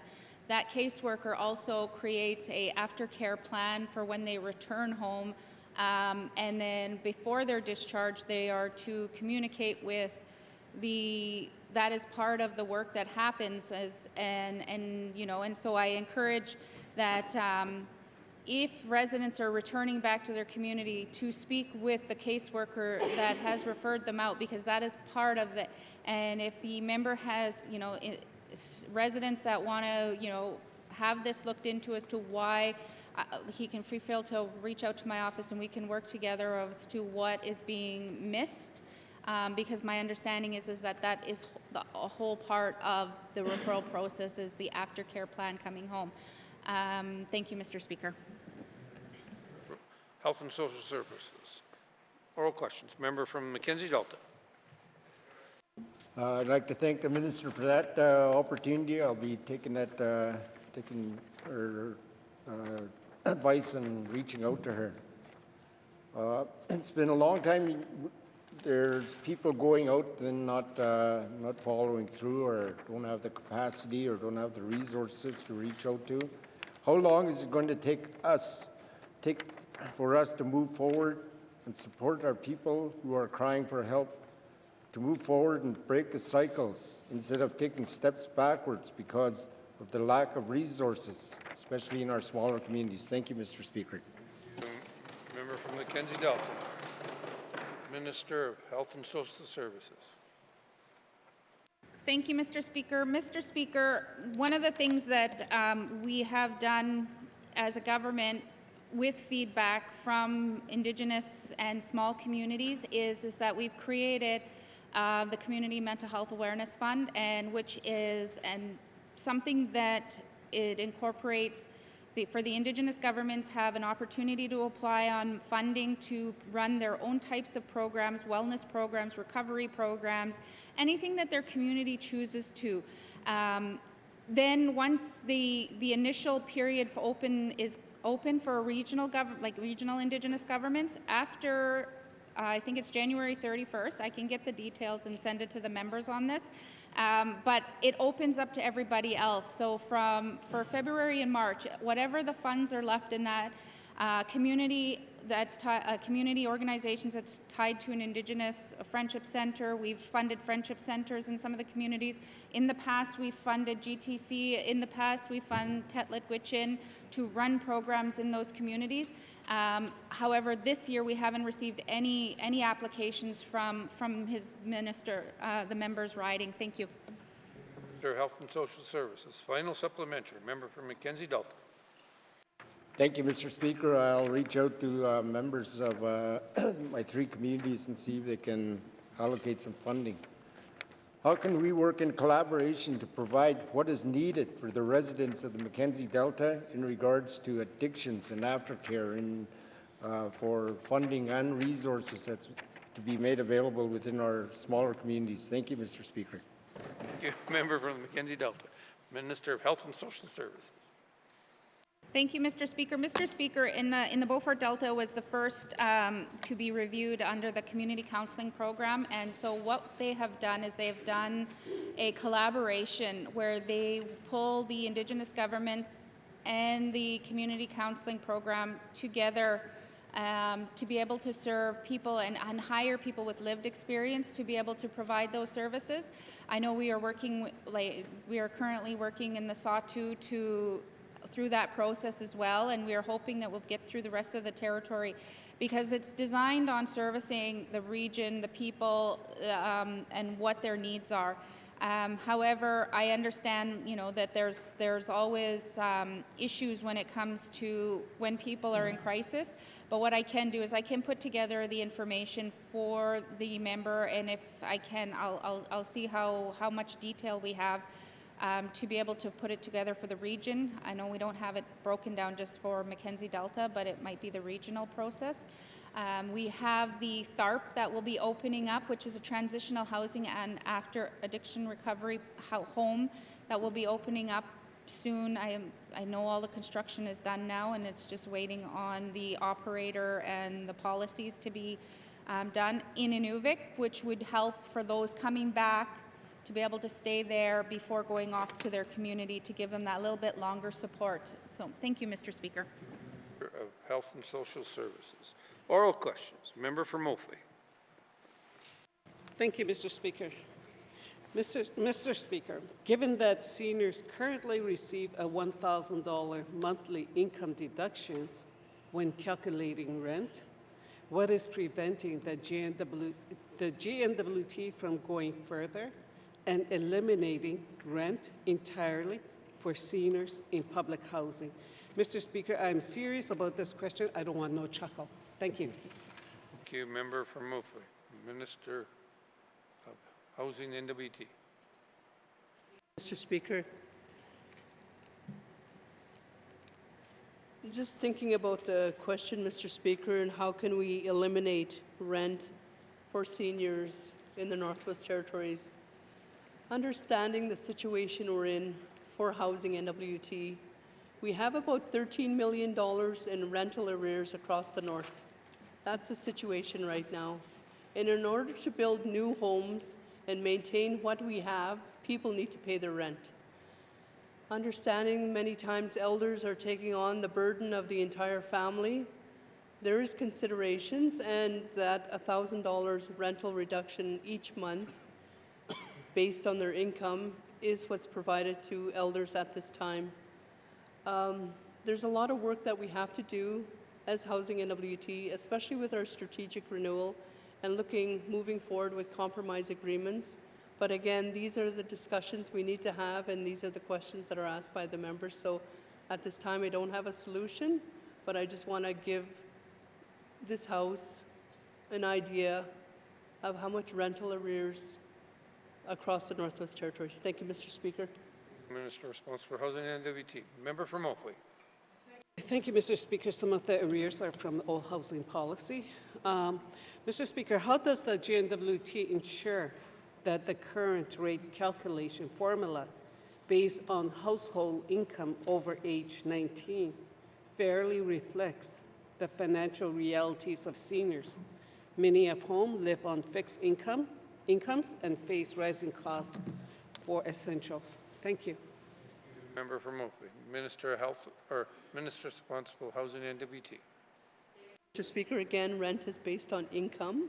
So this is gross income of the household. So it's not only the elder or senior in the house, it's the entire household, the working income or the income of the household. So there's sometimes difficulty with seniors because they take the burden on again of the entire household and don't get the support from other working members of the household. So again, another difficult situation. But Housing NWT right now is reviewing the rental scale, and we hope to have more comment from members of this House. Thank you, Mr. Speaker. Of Housing and NWT. Final supplementary. Member from Oakley. Thank you, Mr. Speaker. Mr. Speaker, will the minister commit to a review, she said she is, but of the public housing program to explore rent-free option for seniors, especially in light of growing concerns about affordability and aging in place? Thank you. From Oakley. Minister responsible for Housing and NWT. And the rental scale, we're undergoing a review right now. One thing I have asked Housing NWT is to include some work by researchers that have done a lot of analysis from housing and housing in the north. So working with like poverty specialists, working with people that have done many PhD dissertations to add their recommendations to Housing NWT. So it's not only housing that's looking at it, but we're trying to do a fulsome review that recognizes the challenges and realities in the north. Thank you, Mr. Speaker. Housing and NWT. Oral questions. Member from Yonley Centre.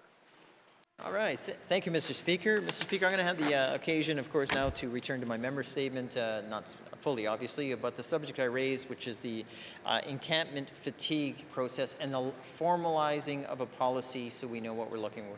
So, Mr. Speaker, my questions are directed to the Minister of Housing, of course, as you can imagine. And I'd like to ask her is, what can we do about getting, or I should say, what can we do about creating a transparent policy on encampments? Because, Mr. Speaker, there seems to be a variety of responses, and some of them are fair, some of them are reasonable, and we want to make sure that we have public input in it, and so people understand we have a progressive policy that's responsive but fair and has good reasons why we're doing or not doing something. Thank you. From Yonley Centre. Minister responsible for Housing and NWT. Mr. Speaker, again, a really important question considering the number of encampments in and around the city over the last few years. As Housing NWT, we commit to developing a standard operating procedure on how we will, within government, work together and with other partners for spring of 2026. Thank you, Mr. Speaker. Responsible for Housing and NWT. Member from Yonley Centre. Mr. Speaker, we'll have lawyers saying we have a government obligation to do something. We have lay people that say that that's untrue. We have technocrats that say it's somewhere in the middle, Mr. Speaker. Why are we waiting to come forward with a policy that would make most of this at least follow a consistent direction? And I think that's usually where I stand at the beginning, which is we need some level of consistency, and we can bleed fairness and whatever necessary into the mix. Thank you. Member from Yonley Centre. Minister responsible for Housing and NWT. Thank you, Mr. Speaker. I didn't get the question, but fairness and equity, yeah, that's really important, how we apply this across the board. Again, really important as a government that we apply this. But with the encampments over the summer, we've asked them and we've worked with them and we've counseled them and we've provided them weekly visits, and we're working with the integration Service Delivery Team and Housing NWT and the Yellowknife Partnerships Committee. The one big thing with all of this encampment discussion, understanding not many people want to live in shelters, but there is shelter space available. And applying a policy across the board is important, and having that public engagement is important. So again, like I committed to, we'll have a policy in place. Thank you, Mr. Speaker. Response for Housing and NWT. Final supplementary. Member from Yellowknife Centre. Thank you, Mr. Speaker. Mr. Speaker, the last part of the question was actually exactly where the minister just went, which is I'm concerned about the declaration made by people in absence of a policy. So in other words, they say shelters aren't safe, they have nowhere to go. They say we can't cohabitate with our partners, which in a lot of ways is wrong, but we don't have shelters that respond to that. Will this new policy take into effect that if people are making declarations of that nature or citing these types of concerns, we can come up with a policy that is flexible but sensitive enough to the broader concerns? Thank you. From Yellowknife Centre. Minister responsible for Housing NWT. Mr. Speaker, the difficulty with Housing NWT and with housing in general is we need to come up with comprehensive solutions across the board for housing, and it's not a one-size-fits-all. And we've seen that. We've seen that in encampments. We've seen that with homelessness. We see that with elders that are unable to pay their rent. Housing NWT, we have to move beyond what we're currently doing. And I've said this before, we can't just be market and public housing or market and social housing. We have to look at transitional housing. We have to look at supportive living. We have to look at all possibilities across the housing continuum. But again, we need the support of all partners, including Indigenous governments, including the federal government, and hopefully Building Canada Homes will provide some of that support, but we'll see what happens there. But again, we need comprehensive solutions, and it can't be one size fits all, because it's certainly failing us at this time, Mr. Speaker. Thank you. Mr. Responsible for Housing NWT. Oral questions. Member from Nunavut Lake. Thank you, Mr. Speaker. Mr. Speaker, following up on my statement on infrastructure projects in the Nunavut around Arctic sovereignty and security, Mr. Speaker, my question is for the Minister of Infrastructure. Can the Minister ensure that the commitment, the funding commitment to build a new airport terminal building in Nunavut is still, in fact, on the books? Thank you, Mr. Speaker.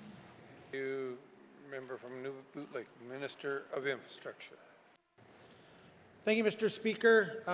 The Inuvik Airport, as we know, is a key transportation area to the north, and a lot of work has been done to get the new terminal going.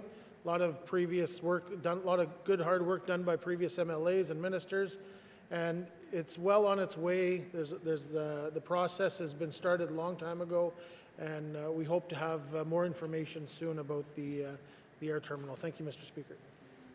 Minister of Infrastructure. Oral questions. Member from Nunavut Lake. Thank you, Mr. Speaker, and that's great news from the Minister. I appreciate that. Can I ask if the Minister is still committed, or the Department is still committed to working with the regional contractors, regional Indigenous governments in the region when this project begins in full? Thank you. Nunavut Lake. Minister of Infrastructure. Thank you, Mr. Speaker. It is part of the process, and like I said earlier, this process is well underway. I think it's no secret that we've tendered this and it's come back out, but we're in the process of getting this out there, and we're committed to working with local contractors in the area. Thank you, Mr. Speaker. Minister of Infrastructure. Final supplementary. Member from Nunavut Lake. Thank you, Mr. Speaker, and thank you again to the Minister for that. He mentioned it was tendered earlier this year. Can the Minister give an update on the current status of the tender process and when we anticipate this project starting? Thank you. From Nunavut Lake, Minister of Infrastructure.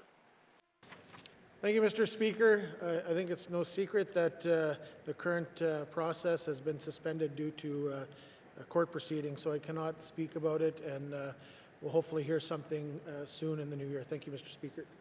Minister of Infrastructure. Oral questions. Member from Range Lake. Thank you, Mr. Speaker. Mr. Speaker, the Minister of Municipal and Community Affairs has repeatedly referred to the importance of the incident command system when questioned on emergency management and public safety. The independent action report makes 3 separate ICS recommendations, but the GNWT has only fully agreed to implement one of those. For one of those recommendations to mandate and maintain ICS training for elected officials and emergency managers, the Minister is only making that trainable available to MLAs. Why isn't the Minister ensuring that that training is mandatory for all public officials in the Northwest Territories? Thank you. From Rangeley, Minister of Municipal and Community Affairs. Thank you, Mr. Speaker. The ICS training is the standard across Canada. That training is being provided to all, offered to all communities who are interested in it to help with the community emergency plans and their preparedness. The public service has had many workshops to have their staff trained and have the ability to stand up staff for surge capacity. Also, I think it's important to remember that as elected officials and somebody who's been involved in emergencies in the past, we tend to want to get involved. And I think that's the important part of the mandatory ICS training for elected officials within the GNWT is to clarify our roles and responsibilities during emergencies. Thank you, Mr. Speaker. Minister of Municipal and Community Affairs, member from Rangeley. Thank you, Mr. Speaker. Mr. Speaker, as our emergency management system is made up of volunteers and is ad hoc to emergencies as they arise, having everyone trained in ICS shouldn't be an offer, it should be a mandatory requirement. It's legislated in Alberta. The Independent After Action Report cites this as a best practice. Will the minister legislate ICS in either regulations or in legislative amendments so we can ensure that everyone who is responsible for emergency management in the Northwest Territories is adequately trained in ICS? Thank you, Mr. Speaker. Minister of Municipal and Community Affairs. Thank you, Mr. Speaker. Like anything else we do, I don't think any community would appreciate if the government went in there and told them that they have to get ICS training for their volunteers in their communities. We support the training. We support the community emergency plans. We support their EMO organizations to provide the training. Anybody within the GNWT who's involved in the EMO organization has the ICS training or will receive ICS training to support any emergencies for communities, local emergencies, regional emergencies, and our territorial emergencies. Although it would be nice to legislate and enforce that everybody that's involved has to have this, we have to understand that we have a lot of small communities where we wouldn't be able to hire people full-time within these small communities to do that. There are communities that are volunteers are very important. Volunteer fire departments are very, very important. And this also relates to emergency management organizations. There's members within the EMO organizations that are volunteers, and we have to support them that way. Thank you, Mr. Speaker. Minister of Municipal and Community Affairs. Final supplementary, member from Rangeley. Thank you, Mr. Speaker. And I think that response shows one of the problems with our system. I'm going to come back to that at a later day. The minister talked about the role of the GNWT in ensuring training. The Independent After Action Report has recommended that ICS training is institutionalize ICS in all GNWT operations because regular exposure to ICS outside of emergency contexts builds familiarity and improves operational efficiency during a crisis. Why won't this minister make commitments to incorporate ICS into day-to-day operations, Mr. Speaker? Hear, hear.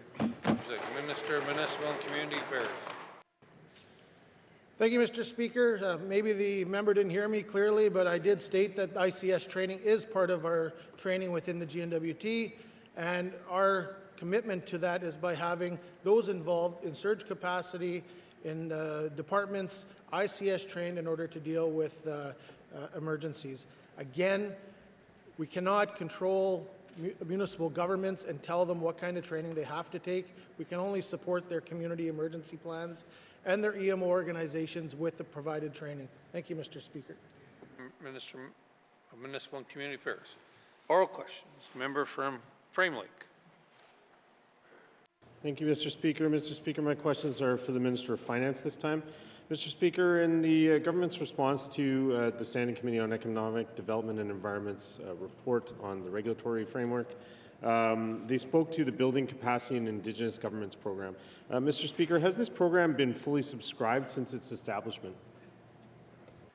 Thank you. Member from Framework, Minister of Finance.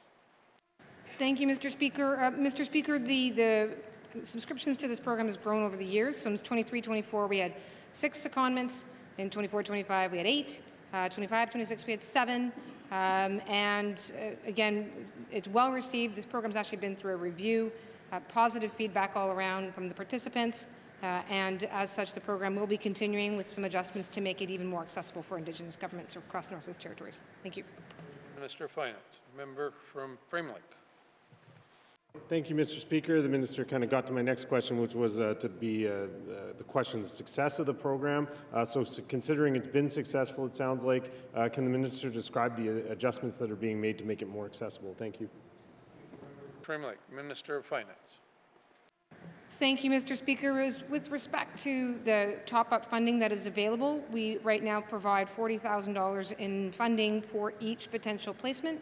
This recognizes that there may be some gap between the salaries that apply to a GNWT public servant and wanting to ensure that folks are able to take on these secondments and not facing a gap to their employment level, but also not burdening unnecessarily another government or an Indigenous government. And so the gap is just to make sure that we're putting that money towards salaries, and that in that sense would, again, make it easier to apply for and easier for governments to take these positions on. They are valuable for us to have our staff working and learning within the context of the Indigenous governments. Thank you, Mr. Speaker. Final supplementary. Member from Frame Lake. Thank you, Mr. Speaker. The Minister did a great job explaining the program. Didn't quite answer the question, but I'll move on to the next one. Mr. Speaker, has the Minister considered adding funding to this program in the upcoming budget to help expand the program or add to the program in any way, considering its success and its importance to our building capacity in the regulatory system? Thank you, Mr. Speaker. Member from Frame Lake, Minister of Finance. Thank you, Mr. Speaker. So right now, Mr. Speaker, when if there are more placements or a need for greater salary dollars beyond the capacity of the funding, those funds do come from internal resources to individual departments. So sometimes that can be if there's an unfunded position that they can use that money towards, or if there's some other program where funding hasn't fully been utilized, they can use that towards this program. Obviously, we have a finite amount of resources in the GNWT, and at this time, this is not one where I'm anticipating anything further going into the budget for this. Thank you. Thank you, Minister of Finance. Oral questions. Member from YK Centre. Thank you, Mr. Speaker. Mr. Speaker, I have a question for the Minister of Health and Social Services here. I received a phone call a few days back about somebody being released in the care of one of the wards, the psych wards here in Yellowknife. Now, it's not specific about this individual, but the concern about the care of custody back into the community. And the parent who called me about this issue is that they said when their child is released, they're literally dropped off at the day shelter.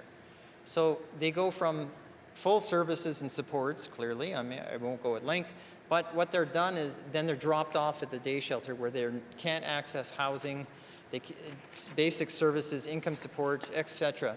Is there any way to do this better and create a system of protocols that we can actually help people integrate back into the system, even if you get ICS or other type of people? Oh, my apologies. Thank you. And you're right, Mr. Speaker. Is there any way you could is there any way you can change the way this format is currently structured? Thank you. My apologies. Member from Yellowknife Centre. Minister of Health and Social Services. Mr. Speaker, I don't know the circumstances, and I'm not going to speak to this situation specifically. I don't know the age of the person, but I do know that our Child and Family Services does have a voluntary service agreements that if you're over 16, and I believe that there are different circumstances around it that, if you don't have, if you're homeless, they can work with the youth or the young adult, or he's a youth, and to try to find supports for them. Thank you, Mr. Speaker. Of Health and Social Services. Member from Yellowknife Centre. Thank you, Mr. Speaker. For the record, they're an adult. Secondly, they're under control custody. In other words, they have a release date. They have to stay there just to make sure we're contact. Mr. Speaker, I guess I'm really asking is, can the minister make sure that there are protocols, that we just don't dump them on the street? You know, a van pulls up, throws them out and says, good luck. Because people are at their, you know, as they approach healthy stage, I just don't want to put them back in the next difficult, most challenging experiences. Can we ensure that that policy is articulated to these folks, and we even bring in ICS to help reintegrate them in the community? Thank you. Member from Yellowknife Centre, Minister of Health and Social Services. Thank you, Mr. Speaker, and thank you to the member for this question. And I know that in our system, you know, I've recently had this conversation with my department that there's a whole continuum of mental health and addictions and the supports that go along with that spectrum. And so what I've actually gone to my department is to work with NTHSSA and themselves to figure out where all of these gaps are, and what can we do. And you know, a lot of it's going to probably take partnerships. But however, I can, you know, if I can work with the member to get more detail on what actually happened with this situation, then I can bring that back to NTHSSA to see what their process is, and then, you know, figure that out. Thank you, Mr. Speaker. Oral questions. I apologize to Yellowknife North. It's your turn. Thank you, Mr. Speaker. I wanted to ask the Minister of Health and Social Services about the issue of no-shows for healthcare appointments, which has been a problem for a number of years, and I know it's a frustration both for patients who can't get into the system and for practitioners who are wasting their time or wasting our resources when we could have practitioners seeing patients. So I saw in the 2019-2020 Health Authority report that there were stats up to then for no-show rates and how they'd changed over the years previous to that. Can the minister commit to providing members with the most up-to-date statistics for up to this year on no-show rates for healthcare appointments and how the trends may have gotten better or worse over the past 5 years? Thank you, Mr. Speaker. Member from Yellowknife North, Minister of Health and Social Services. Thank you, Mr. Speaker. Mr. Speaker, you know, I appreciate the question, and I think we'll be able to take this back to NTHSSA because this is something that I've also asked for. I wanted to know the stats. I want to know how many patients are being seen in the clinics, especially here in the capital, and are those numbers increasing? What are the wait lists? So I know that they are working on some data right now, and I most recently spoke with the public administrator, and they are getting ready to provide a briefing to me on some of this data, and when I do have this data, I'll be able to have that information shared with the member. Thank you. Social Services, member from Yellowknife Centre, or sorry, Yellowknife North. Thank you, Mr. Speaker. So what is being done now? We've known for a number of years this is a problem. So what's being done now to try to reduce the number of no-show appointments, healthcare appointments, such as automated reminders or phone call reminders by administrative staff? You know, a number of us know these kinds of things are done in other contexts, like dental appointments. So what has taken so long for us to come up with strategies around no-show appointments in primary care? Thank you. Member from Yellowknife North, Minister of Health and Social Services. Mr. Speaker, what I can say, and for the amount of information that I know of right now, is that within the wait list, like anybody who contacts or does the email call back, they will offer to be put onto wait lists, and so anytime that there are openings, they will contact people from that wait list to fill those openings to see if they can come in. The problem is many times those are short notice, and it's hard for people to get across the city to those appointments. This is something that was raised even when we were most recently at our health minister meetings, is in the southern provinces, they do online booking, but what's happening is people are booking in all of the different areas, and then they're not canceling when they get an appointment. So this is a problem that has actually came up at our meetings. because we're not allowed to bill. There's no to bill people for missing appointments or things like that under the Canada Health Act. So I know within the department we really take those appointments. They are important, and so we do utilize that wait list. And what I can do is I can follow up with the especially here in the capital, to see how they're managing those wait lists. Thank you, Mr. Speaker. Social Services. Final supplementary. Member from Yellowknife North.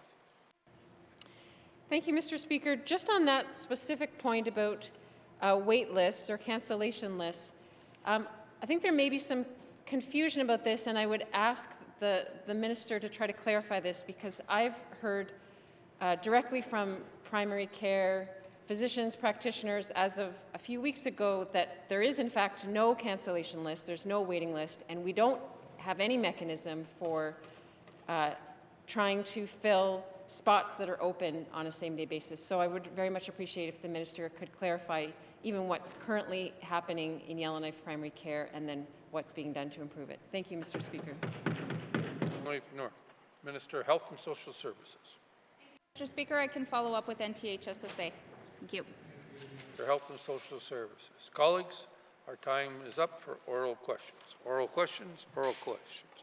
Written questions, written questions. Returns to written questions, returns to written questions. Replies to Commissioner's address, replies to the Commissioner's address. Petitions, petitions. Tabling of documents. Minister of Finance. Mr. Speaker, I wish to table the following 4 documents. Plain language summary for Bill 32, an act to amend the Public Service Act No. 2. Statement of consistency for Bill 32, an act to amend the Public Service Act No. 2.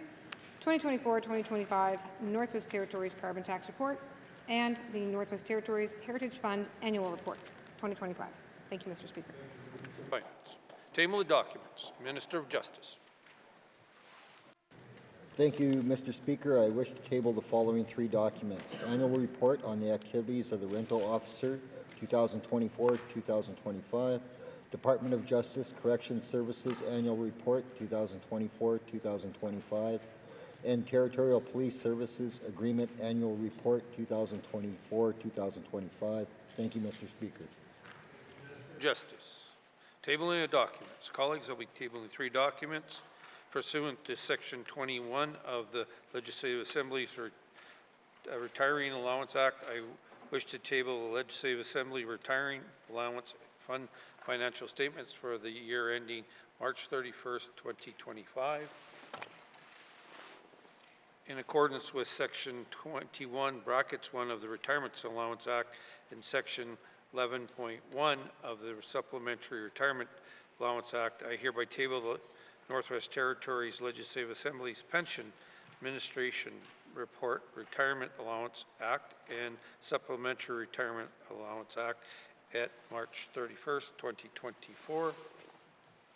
Pursuant to Section 4, brackets 4 of the Legislative Assembly Retirement Allowance Act and the Section 2.11 of the Supplementary Retirement Allowance Act, I wish to table the NWT Legislative Assembly's Pension Plan Annual Report of March 31st, 2025. Tabling of documents. Table of documents. Notice of motions. Member from Yellowknife Centre. Thank you, Mr. Speaker. I give notice that on Wednesday, October 23rd, 2025, I will move the following motion. Now, therefore, I move, seconded by the Honourable Member for Cam Lake, that pursuant to Section 61 of the Access to Information and Protection of Privacy Act, that Mr. Andrew Fox be reappointed for the term of 5 years as Information and Privacy Commissioner. And further, that the appointment be effective November 23rd, 2025. And Mr. Speaker, at the appropriate time, I will be seeking unanimous consent to deal with this motion later today. Thank you, Mr. Speaker. Member from Yellowknife Centre. Motions. Notice of motions. Member from Range Lake. Thank you, Mr. Speaker. Mr. Speaker, I give notice that on Wednesday, October 23rd, 2025, I will move the following motion. Now, therefore, I move, seconded by the member for Yellowknife Centre, that the Government of the Northwest Territories accept the after-action review report recommendation to create one dedicated territorial emergency management agency for the NWT, providing coordination support to local authorities leading the emergency response, brackets S, and further that the government of the Northwest Territories implement the recommendation to create one territorial emergency management agency for the Northwest Territories within the recommended time frame of 0 to 12 months. And further, that the government of the Northwest Territories bring forward the necessary policy changes and resources to implement the recommendation by May 2026, as recommended by Transitional Solutions Incorporated. And furthermore, that in accepting the recommendation, the government of the Northwest Territories consider repositioning existing resources within the public service, in addition to new investments, including establishing new mandates for existing, new, or amalgamated line departments. And furthermore, that a dedicated emergency management agency so established will work to implement the remaining recommendations of the After Action Review report, including ensuring that the care of children, elders, and persons with disabilities are better supported by public safety policies and programs. And furthermore, that the government of the Northwest Territories respond to this motion in 120 days. Thank you, Mr. Speaker. Member from Range Lake. Notice of motions. Notice of motions. Motions. Member from Yonley Centre. Thank you, Mr. Speaker. Mr. Speaker, I seek unanimous consent to deal with the motion I gave notice earlier today. Thank you. Member from Yonley Centre is seeking unanimous consent to deal with this motion they presented today. Seeing no nays, you may proceed. Thank you, Mr. Speaker, and thank you, colleagues. Whereas Section 61 of the Access to Information and Protection of Privacy Act permits the appointment of the Information and Privacy Commissioner by the Commissioner of the Northwest Territories after the approval of the appointment by resolution of the Legislative Assembly. And whereas the Legislative Assembly considers the appointment of an Information and Privacy Commissioner essential to exercise the powers and perform the duties under the Act. And whereas the term of the Information and Privacy Commissioner is expiring, and whereas the Legislative Assembly is of the opinion that the appointment of an Information and Privacy Commissioner should now be made to be effective on November 23rd, 2025, now therefore I move, seconded by the Honourable Member for Cam Lake, that pursuant to Section 61 of the Access to Information and Protection of Privacy Act, that Mr. Andrew Fox be reappointed to a term of 5 years as Information and Privacy Commissioner, and furthermore, that the appointment is effective November 23rd, 2025. Thank you, Mr. Speaker. From Yonley Centre. Motion is in order. To the motion. Question has been called. All those in favor? Yay. All those opposed? All those abstaining? Motion has been carried. Motions. Motions. Notice of motions, first reading the bills. Notice of motions, first reading the bills. First reading the bills, first reading the bills. Colleagues, being respectful of the time, the translators need a break, and so we will have a brief break. Thank you.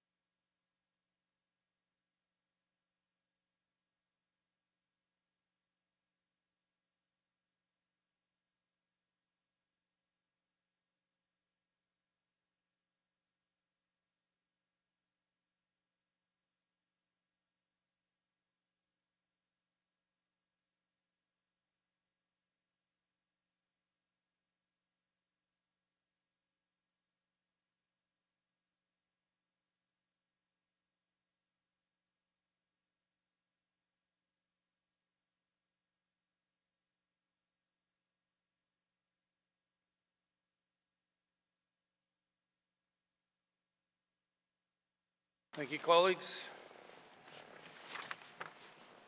Second reading bills. Second reading bills. Member from Minister of Finance. Mr. Speaker, I move, seconded by the Honourable Member for Cam Lake, that Bill 32, an act to amend the Public Service Act No. 2, be read for the second time. The bill includes comprehensive amendments to update the legislative framework for the operation of the public service of the Government of the Northwest Territories. Proposed amendments clarify roles and responsibilities under the Act, reflect modern public sector practices, and aim to improve the Act's clarity and readability. The bill also includes provisions to formalize in legislation the process for safe disclosure of wrongdoing by public service employees. Thank you, Mr. Speaker. Thank you, Minister. The motion is in order to the principle of the bill. Member from Rangeley. Thank you, Mr. Speaker. Mr. Speaker, although the contents of the bill or the intentions of the bill are not things I necessarily oppose, what these things will do to the Public Service Act don't address a fundamental flaw with the legislation, and it is a flaw that creates risk to ongoing charter or potential charter challenge related to how the Act is structured around collective bargaining. I won't get into detail on this, Mr. Speaker, because I don't want to drag into the House's time, but it's something that the public and the House is well aware of. And until this is addressed, is like adding a new story to your house when the foundation is cracked. And this is a fundamental aspect of the bill, and I cannot support legislation that does not meet the first test of, is this actually charter compliant? And as long as there is an open question on that, I will not support changes to the Public Service Act until that fundamental deficit is corrected. Thank you, Mr. Speaker. Member from Rangeley. To the principle of the bill. Principle of the bill.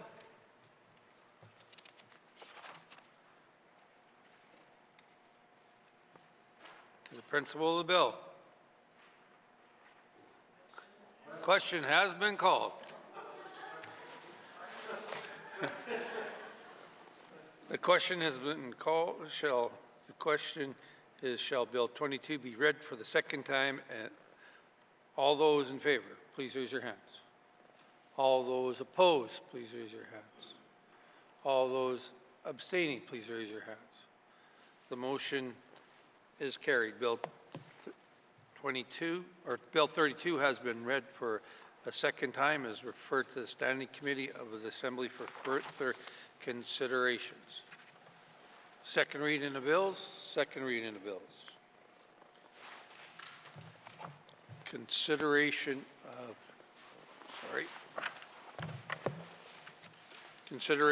of committee in the whole of bills and other matters. Table document 388-20 brackets 1. Table documents 385-20 brackets 1. With the member from the date show in the chair.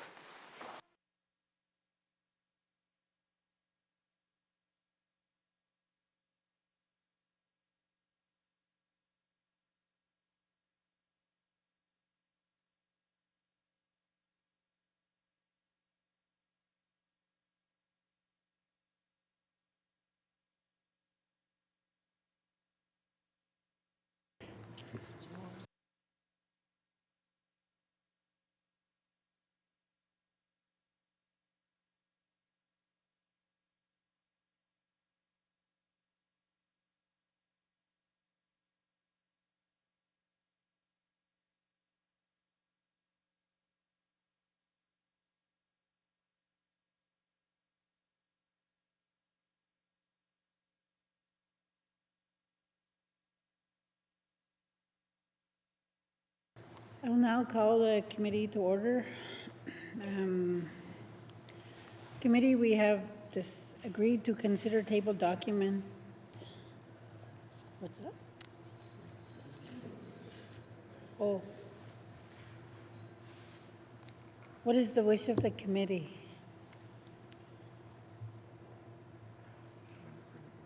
And a member for Nunavut Bootleg. Thank you, Madam Chair. Madam Chair, excuse me, committee wishes to consider table document 388-20 brackets 1, supplementary estimates operations expenditures number 2, 2025-26, and table document 385-20 brackets 1, 2026-2027 capital estimates, Legislative Assembly and Housing Northwest Territories. Thank you, Madam Chair. Does the committee agree? Thank you, committee. We will proceed with the first item. We will resume our consideration from where we were when we reported progress yesterday. Minister of Finance. Does the Minister of Finance wish to bring witnesses into the chamber? Yes, please, Madam Chair. Does the committee agree? Thank you. Would the Sergeant at Arms please escort the witnesses into the chamber?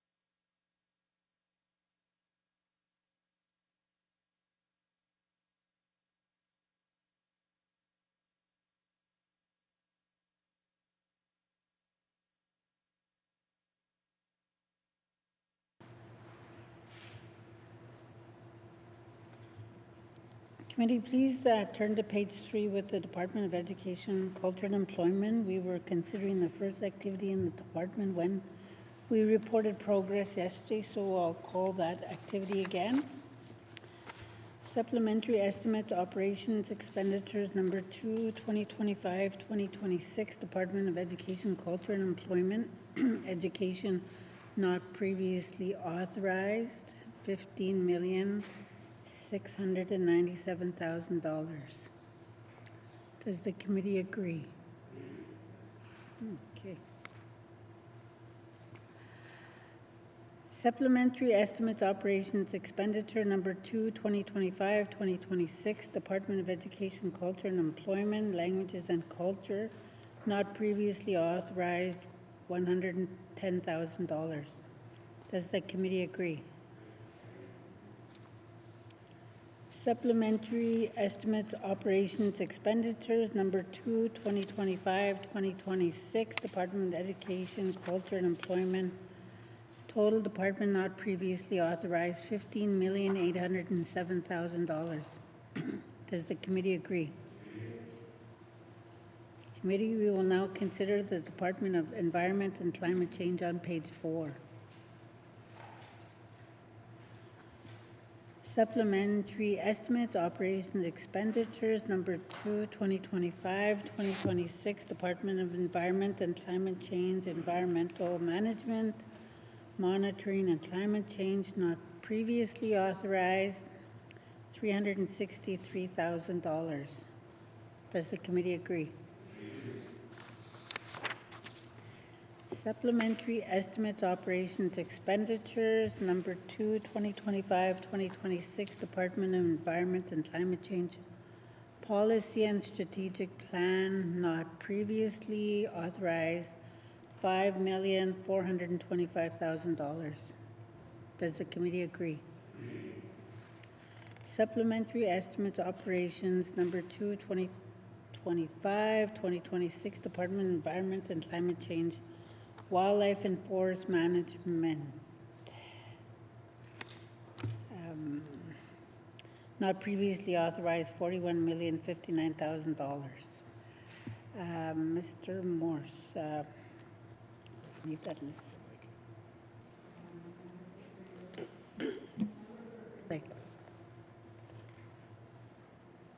Thank you, Madam Chair. Madam Chair, just noting the shortfall in fire suppression activities, I guess the question I would ask, and I have some comments about it, is just the idea that this was a shortfall and this wasn't predictable. I think that we are beyond the point where additional resources towards wildfire management are any kind of a surprise or outside of what's normal. It's been a couple of seasons, and I think that this is ongoing, and we just simply need to be budgeting for these activities, considering that we're going to be seeing increased wildfire activity for the foreseeable future. That could change.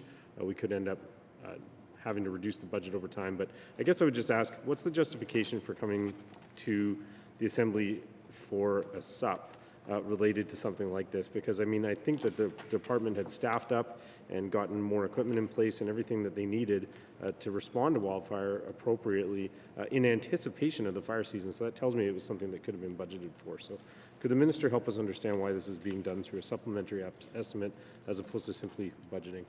Thank you. Thank you. Minister of Finance.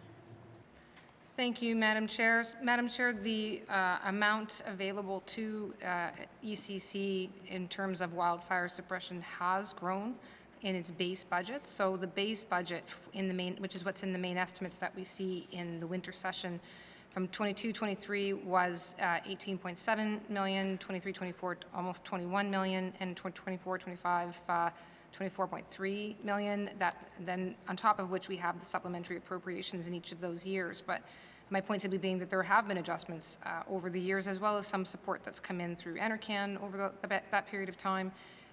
But at the end of the day, the actual amounts each year was then different at the end of the actuals that we saw. Actuals in 22-23 were only just shy of 25 million. Then it jumps to 127 million, but then it goes back down to 61 million. If we over budget, then what we're doing is creating a situation where the budget has an appropriation in it that may lead to an inaccuracy in the wrong direction. Obviously, if we under budget, then we come back to the Assembly for supplementary appropriation, but we'd be coming back for a supplementary appropriation with a more specific and exact number, knowing what the costs were over the course of the year. So the base budget does need to be one that allows the department to, as the member pointed out, staff up, enter into contracts, and so on. And then, obviously by, if, for example, in the 23-24 wildfire season, when things, which was, obviously quite record-breaking, wound up in a situation of having to come back in the fall, but or early, but it may well be that in most cases we can come back with a sense of the actuals during this setting, and then we are approving a budget based on what may or may not be happening in any particular given year. Thank you, Madam Chair. Thank you. Member for Frame Lake. Okay, thank you, Madam Chair, and that all sounds quite practical and makes sense to me. I guess one of the questions I would ask, I mean, it seems like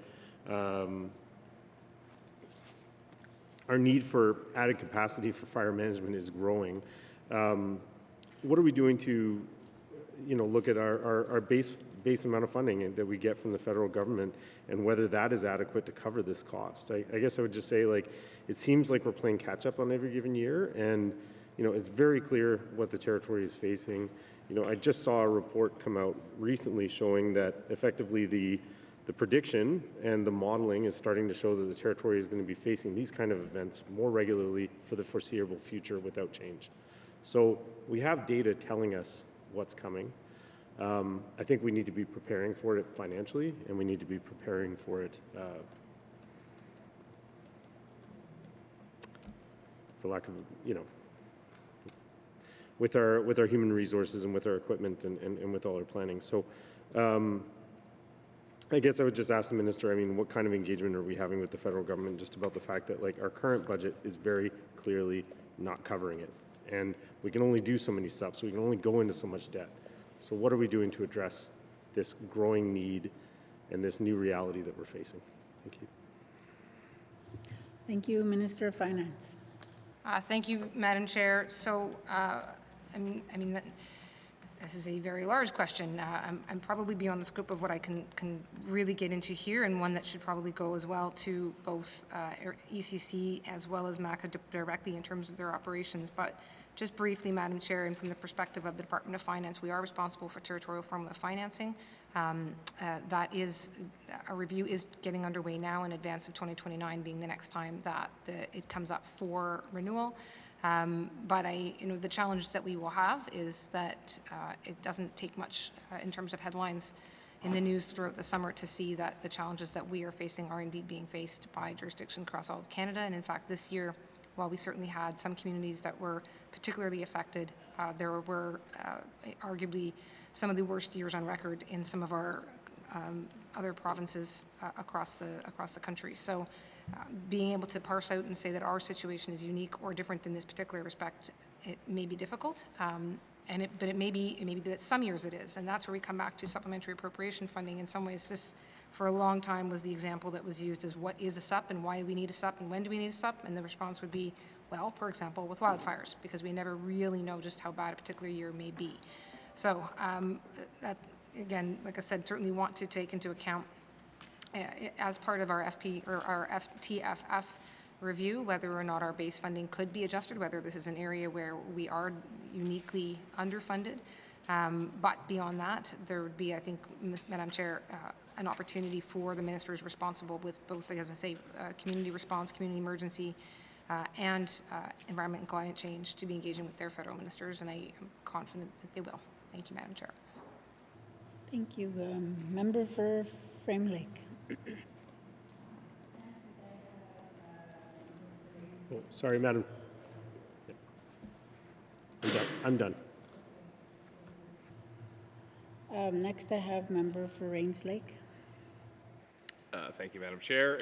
And similar to my colleagues' comments on this line, will the I wasn't clear on the last answer, but will the base budget then for fire suppression be revised upwards in the main estimates, in the next main estimates? Thank you. Thank you, Minister of Finance. Thank you, Madam Chair. Madam Chair, I don't have the main estimates in front of me right now, and in general, we don't speak to them before they get tabled here in the House. Members do have an opportunity to review the main estimates in advance, and so I think I'll have to defer that question too when we're up in front of committee at the very least, if not back before the House on the mains. Thank you. Member for Range Lake. Thank you, Madam Chair. Yeah, sorry, and I'm not trying to jump the procedural queue on these things. I guess what I was getting at more so is, are we budgeting, is the base budget being calculated on previous fire seasons? And is that, yeah, let's ask that. Is it like, if depending, so we spent 39 million more next year. So next year, are we going to see, are they going to take that into calculation and bring back a forthcoming budget that looks closer to what we paid this year with hopes of going last year? I understand that, like, we don't want to over budget for things, but given that we have multiple reports along the lines that this is going up, it seems prudent to move in that direction. And I think fundamental to this point is what we spend in our operations budget affects our capital budgets as well, which the minister's well aware of. So this is not just kind of a, can we get it right, let's be flexible. Like, what we commit to in the main estimates is very important for our financial procedures in this House. So 39 million is a significant number with respect to that, because it means it could mean greater borrowing, which carries interests, et cetera, et cetera. So I think the minister understands where I'm coming from on this, and I just want to make sure that we know how much we're working with for future capital expenditures based on the operational surplus. Thank you. Thank you, Member Minister of Finance. Sorry. Thank you, Madam Chair. Madam Chair, I certainly take the point. I mean, so as much as I'm saying that the wildfires are a good example for what is an appropriate supplementary appropriation, there is also, I don't disagree that having an accurate budget when we can see a trend is certainly a responsibility that we do want to take seriously. For instance, if there are items that have a commitment by ECC, so for example, if there are contracts they've entered into with their airline suppliers and tankers, or then that would be an item that would be potentially appropriate for a forced growth submission. Or for example, if there's positions that get put in, whether additional personnel because there's a noted consistent absence or a consistent lack of, then that too could be, if there's positions that get put in, that could properly come through. So those are examples of areas where if there's a consistent trend of particular areas that there's a need, then that may well be appropriate for either forced growth or if it's new personnel for an initiative. But then that does need to come through the business planning process, which does happen here. So just acknowledging that and giving those examples, they could be something that it would be a SUP 1 year and could find themselves into the business planning process, or it could be that, if the department only can say that an event was it was an extreme year, or the circumstances were particularly unique, then that may not be one that would be appropriate. So, yeah, appreciate the opportunity to perhaps give a bit of background on how those processes work. Thank you. Thank you, member for Rains Lake. Thank you, Madam Chair, and thank you to the Minister for that. I don't have the benefit of the substantiations here, but neither does the public, I think, at any time. So for this $39.5 million, can the Minister speak to the nature of the funding? Like, she listed a number of items there that might impact future expenditures, multi-year contracts or contracts related to fire suppression. So what does this $39 million represent in terms of fire suppression activities? Thank you. Thank you, Minister of Finance. Thank you, Madam Chair. So this particular line item in the mains for 25-26 was just over $20.9 million, but in fact actuals are coming in at $41,929. And so some of the items that we are seeing that are contributing to that, sort of highlights, if you will, aircraft in particular. Aircraft is $10.5 million. And likely a little bit more, $3 million. There's some projected costs at this point in time, so because of the timing of the year, there's still some costs that are coming in from the tail end of the season, but expecting this one to hit $13.5 million. And associated fuel for the aircraft suppression work, $3.88 million. Another significant area would be the land-based tankers and land-based equipment that is used at just shy of $7 million. And then beyond that, there's some overtime costs associated, obviously, given the nature of an emergency.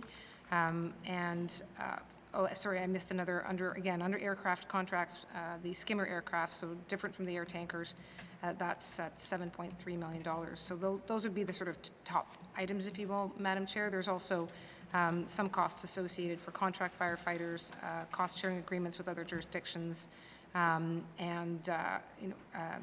rental of some equipment, so for use, retardant would be another one, for example. Thank you, Madam Chair. Thank you, member for Rains Lake. Yeah, thank you, Madam Chair. I have nothing further on this, only to say that, again, I think it's important we get budgets as accurate, or estimates documents as accurate as possible, because of the nature of our fiscal responsibility policy and how it impacts our available capital. So that's why perhaps in other governments you would see less questioning around some of these numbers and how they come to the House, because they operate differently. But in this case, every time we have a revised surplus, it means debt. And we saw how quickly our debt hit the limit until we recently increased it. So my message to the ministry is just, please do your best on estimates documents, so we are clear on what we can anticipate spending, so we're not relying on short-term borrowing as much as possible. Thank you. Nothing further. Minister of Finance. Thank you, Madam Chair. I would just say, so I again appreciate the comments and the discussion, the opportunity to kind of explain these different processes. I would make, one last remark, which is another solution is to look at the amount we have in the supplementary reserve. So that is sort of the amount that's set aside to draw from SUPs. And I guess still the same tension of not wanting to have too much built in there, but at least that gives us some planning, if you will, the planning runway of how much we expect we may need for any one of a number of emergencies, not necessarily knowing exactly which one or exactly what the costs might be. Thank you, Madam Chair. Thank you. So supplementary estimates, operations expenditures, number 2, 2025-2026 Department of Environment, Climate Change, Wildlife and Forest Management, not previously authorized, $41,059,000. Does the committee agree? Member from Moffley.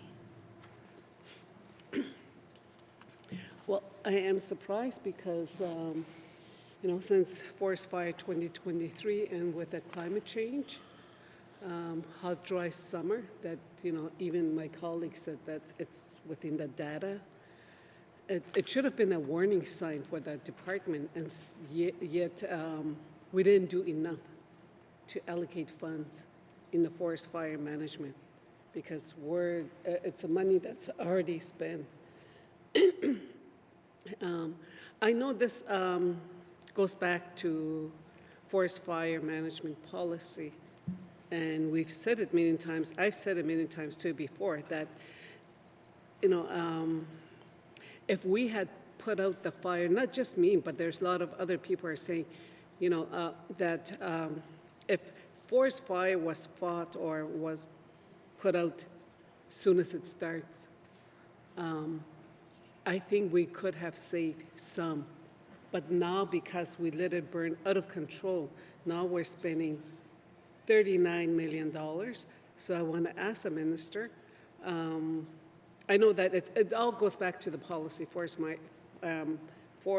fire management policy. If they let go of the let it burn policy, then I think we can save, save money and save our land too. Not only that, it's a migrating route. The one that we're talking about, it's a woodland caribou area. So with that in mind, I just want to ask the minister, where is this $39 million going to be coming from? And I think I heard her say reserve, but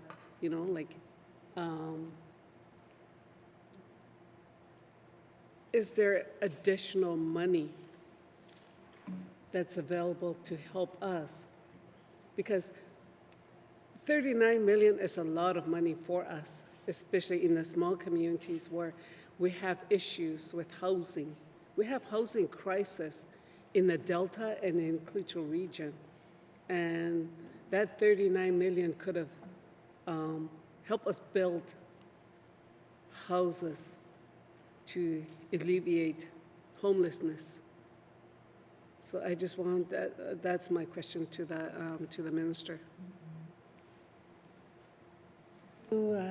Minister of Finance. Thank you, Madam Chair. Madam Chair, firstly, just briefly, there is not a let it burn policy at all, but as to the sort of nuances or specifics of fire management or forest fire management, that certainly is well beyond my capacity in the SUPs to speak to. I certainly do want to, certainly listen carefully when the Minister from ECC speaks, and they, already do action quite a number of fires, but there's quite a number that they do monitor, and that because they simply are trying to manage both proper forest management as well as ensuring that they're putting resources towards where there are potential losses. So that, on the other side of that, Madam Chair, with respect to the $39 million, it's a lot of money for this government, period. And so certainly don't take that at all. I do appreciate the comments as to all the many things that can be done with it, which is true of, really, it's part of the challenge that we find ourselves in generally when we are a small government with limited resources and yet a large jurisdiction and a large geography with a lot of needs during an emergency. We do build in a supplementary reserve, and what that is in the main estimates, it's an amount that sort of creates the cushion where when we're trying to figure out how much of a surplus we would have to pay for infrastructure without taking on debt, we build in some amount knowing that there will be needs and asks and then can plan for it. So we had $35 million in this year's supplementary reserve. Obviously, this item alone takes that up. So beyond that, once we've gone down on the supplementary, on the forecasted surplus, or in order to pay for infrastructure, that turns into debt. So in this case, to the extent that we would require additional funding to pay for the capital plan and it's not available through the operating surplus, it will come in under debt. Thank you, Madam Chair. Thank you. Member from Moffley. Thank you. Yeah, the minister said monitor, you know. I mean, I guess what the department is doing is that they watch, you know, the fire burn our land and animals that we survive, and, you know, that animals that we rely on, because especially the woodland caribou in our area. And it's not just us, it's across the NWT. So the monitor, it doesn't sit well with me, you know, because it's, like I said, it's all related to the forest fire management policy. If the policy is changed to fight the fire as soon as it starts, before it gets out of control, I know that we will not only save money, but we will also, you know, save our land, save the animals. You know, and that's our culture. We've said it many times. Our culture and language is connected to the land. So the monitor doesn't sit well with me. I think we need to be more active in this area. And I see in the budget here, it says here, barren ground caribou conservation in the NWT 1.4. Prairie caribou movement and habitat use. So I just wanted to ask the minister, now since that we rely on, because it's still within the same topic, you know, like within where, you know, like Fort Providence and Wati, it's on the Highway 3, our woodland caribou that goes as far as northern Alberta. So I want to ask why we're not doing enough for our woodland caribou conservation and the habitat use as well. If they're doing that, why not identify those two as well in here? Because this year alone, a lot of our caribou, the migrating route was disrupted, and their land were, you know, their migrating route was disrupted. Not only that, their food, you know. So I just want to know if there, in the future, if woodland caribou will also be part of this, which is they were also affected by the forest fire, not just only barren ground caribou conservation. Woodland is also the Klitschko people also rely on woodland caribou as well. Thank you. Thank you. Minister of Finance. Thank you, Madam Chair. Madam Chair, just to reassure the members, the two items here related to the barren ground caribou and the Peary caribou are, the supplementary appropriations are only for additional money that is coming from ECCC, which is Environment and Climate Change Canada. There are some new funding opportunities or renewed funding opportunities with the federal government, and that these supplementary appropriations bring that money in and make it available to ECC here, but it is not the sum total of all the work that ECC does in the space of wildlife management. Thank you, Madam Chair. Thank you. Member for Mafwi. Yeah, well, that's good. Then maybe we can identify and include woodland caribou in there as well. Thank you. Thank you, Minister of Finance. Thank you, Madam Chair. I made sure that the Minister of ECC was nodding along. Thank you. Thank you. Okay. Supplementary Estimate Operations Expenditure number 2, 2025-2026, Department of Environment and Climate Change, Wildlife and Forest Management, not previously authorized, $41,059,000. Does the committee agree? Supplementary Estimate Operations Expenditure number 2, 2025-2026, Department of Environment and Climate Change, total department not previously authorized, $46,847,000. Does the committee agree? Committee, we will now consider the Department of Executive Indigenous Affairs on page 5. Supplementary Estimate Operations Expenditures number 2, 2025-2026, Department of Executive Indigenous Affairs, Governance and service integration not previously authorized, $373,000. Does the committee agree? Supplementary estimate operations expenditures, number 2, 2025-2026, Department of Executive and Indigenous Affairs. Total department not previously authorized, $373,000. Does the committee agree? Committee, we will now consider the Department of Finance on page 6.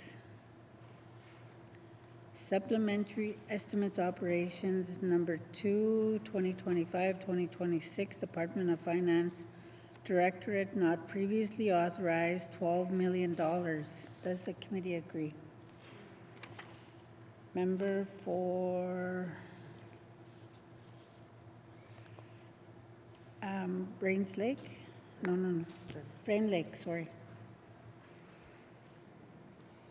That's okay, Madam Chair. As I said before, there's a lot of lakes in Yellowknife. The first question I have on this one is any percentage of this 12 million needing to be required because of the acquisition of infrastructure associated with the takeover of Hay River infrastructure by NTPC from ATCO? Thank you. Thank you. Minister of Finance. No, Madam Chair. Thank you. Member for Frame Lake. Okay, thank you. That's a fairly simple answer. Can the minister help us understand the need for this additional funding, why it came about, and just the basis for it? Thanks. Minister of Finance. Thank you, Madam Chair. Madam Chair, so this is to do with the low water events of the last couple of years. There's a couple of different tools that are used to manage low water. One is the rate stabilization fund that people would contribute to in small portions over the course of time.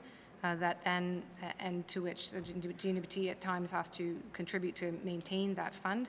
And this is the second year of funding where, in order to maintain the fund to the level required by the Public Utilities Board, the GNWT has stepped in to support because the drawdown has been more significant than what was available in the fund. It certainly would be the hope that it is expected this is the last year that this would happen, but that longer term having the rider there would allow us to mitigate those costs over a longer period in the future. Thank you. Thank you. Member for Frame Lake. Thank you, Madam Chair. Is the minister aware of any data that the department, I know that the Department of VCC collects data on changes in water levels throughout the NWT. Is there anything indicating that the current low water levels have any chance of changing over time? What I'm asking is, should we be expecting that this problem is going to continue? Thank you. Minister of Finance. Thank you, Madam Chair. Madam Chair, I do see the hydrology reports that come through as well to the Northwest Territories Power Corporation. Whether or not I can say at this point in the year whether or not next year would be similar or better or otherwise, it is too early for me to say, and I certainly wouldn't want to be the person that comes to that conclusion, Madam Chair. I can say that we do have a resiliency study that is expected later this fall. It's a resiliency study on the snare system because it is the snare and the bluefish system that experience low water levels. The Tolson system has a larger watershed to draw from and has not experienced these same cyclical events. So again, I would defer that question, I guess, till sort of end of this calendar year, and hopefully we'll have a better sense at that point what the resiliency might need to be or could be going forward. Thank you. Thank you. Member for Frame Lake. Thank you, Madam Chair. And the minister dovetailed perfectly into, or segued, I guess, into my next question, which was going to be, what are we doing about this problem? So, resiliency study, I'm glad to hear that we're taking some action. I'm assuming that is the resiliency study, the purpose of the study, of course, I'm hoping is going to be to develop recommendations for how to make the system more resilient. It seems to be implied in the name, but I just want to confirm. Thank you, Minister of Finance. Thank you, Madam Chair. So on the study itself, Madam Chair, it does include looking at alternatives, including hydro storage, whether or not additional hydro generation is necessary, as well as the role of renewables in the region. Madam Chair, it's certainly not, I don't want to leave the impression that it's the only work that is happening in general on resiliency. There is, I think, a fairly strong awareness within the Northwest Territories Power Corporation that this is an area that continues to be a problem repeatedly. So it's not a problem in the South Slave where we have too much power, but very old assets that are becoming extremely expensive to maintain. It is a problem on the north side of the lake where we don't have enough power, certainly during these cyclical events, and yet are not connected to our southern grid. So there are also efforts underway to connect, as Madam Chair would well know, the community of Fort Providence, which is not necessarily an issue of low water, but certainly is one of resiliency of the system overall, as well as Wati, as well as looking at whether or not there are other generating capacity on parts of these systems. So for instance, in Lac La Martre, on a microhydro, a run-of-river type system or kinetic system in Fort Providence, and or other renewable projects, potentially through the Yellowknife Standing First Nation here closer to Yellowknife. So all of that does need to fit itself together to make sure that where we need the power gets the power, where we have too much power can utilize that power, and at the same time mindful of the fact that the infrastructure costs are significant in this space. Thank you.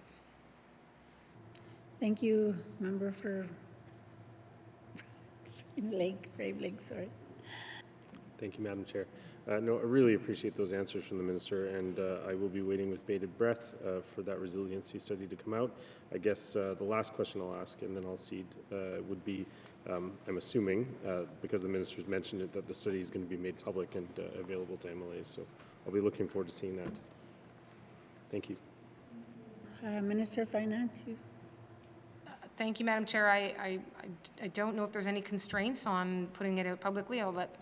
Certainly would be my inclination, subject to something in there that I'm not aware of, and at the very least could certainly share it with MLAs under confidentiality, and at least could get it moving there initially. And Madam Chair, I'm conscious of time, but I have a couple minutes left. I will just note that there's also work happening in terms of NTPC's longer-term capital plan for Jackfish and Snare, which not dissimilar to the Tolson system, which was built in the 60s and 70s. These two diesel generators are also very much due for some upgrading, and those costs are already being looked at so that we could be ready to go in the event that funding were to become available. Thank you. Thank you, member for Frame Lake. That's it. Thank you, Madam Chair. Thank you. Next, I have member from Nunavut Boot Lake. Thank you, Madam Chair. Madam Chair, this is the second year in a row that we've had to do a supplemental appropriation for the Power Corp, and I understand why. Our committee has been briefed thoroughly on why the 12 million is going in and what we're doing to stabilize our rates, or at least stabilize, but to ensure that our rates don't skyrocket even more. I guess my question for the Minister and staff is that do we even consider the option or looking at options to do some kind of privatization around our Power Corporation, P3 options and things like that? Kind of think outside the box a little. I know I've brought it up a couple of times, and I know it's a big ask, but something to even look at considering, working with Indigenous governments, where we look at doing a P3 on the transmission and the distribution, we maintain the power supply, things like that has been done in other jurisdictions. Thank you, Madam Chair. Thank you, Minister of Finance. Absolutely, Madam Chair. Answer is yes. And I will be frank in saying I think that the energy costs and lack of resiliency in our system is probably one of the strongest long-term challenges that I certainly worry about. It is a huge cost driver for the GNWT and a huge cost driver for residents and businesses. And the cost of fixing it are huge, and generally, because of the way public utilities work, would go directly back to the ratepayers, which is untenable given the costs that we pay. And there we sit in this very challenging situation. So appreciate the call for some creativity. I would say there's a couple things happening, and happy that members would follow up and continue to follow up on them. Example one, Madam Chair, being the 11 policy directives that were issued by the GNWT earlier this year to the Public Utilities Board, which included items that have long been asked for to give some flexibility, such as a better resiliency study or an integrated power system study to actually understand what is happening across the system, as well as the ability to enter into power generating or independent power producer agreements with communities, and including, in many cases, would be Indigenous nations and governments. Madam Chair, also, we do have a new board that is starting to come in. We have the first few appointments and a new chair of that board, intending to be arm's length from the GNWT. And one of the benefits that I would suggest immediately from that is going to be a perspective that is hopefully driven that from outside with maybe some innovative ideas, different ideas, and a very different perspective. And that we have issued a direction letter to them to align with the 11 policy directives, to align and to point out the challenges that I've been articulating. And so again, happy to, while it's a little outside perhaps the scope of the SUP, Madam Chair, it's something that I am happy to speak to and happy to see some attention paid to. It is a challenge, and it will continue to be a challenge for some time. Thank you. Thank you. Member for Nunavut-Bootleg.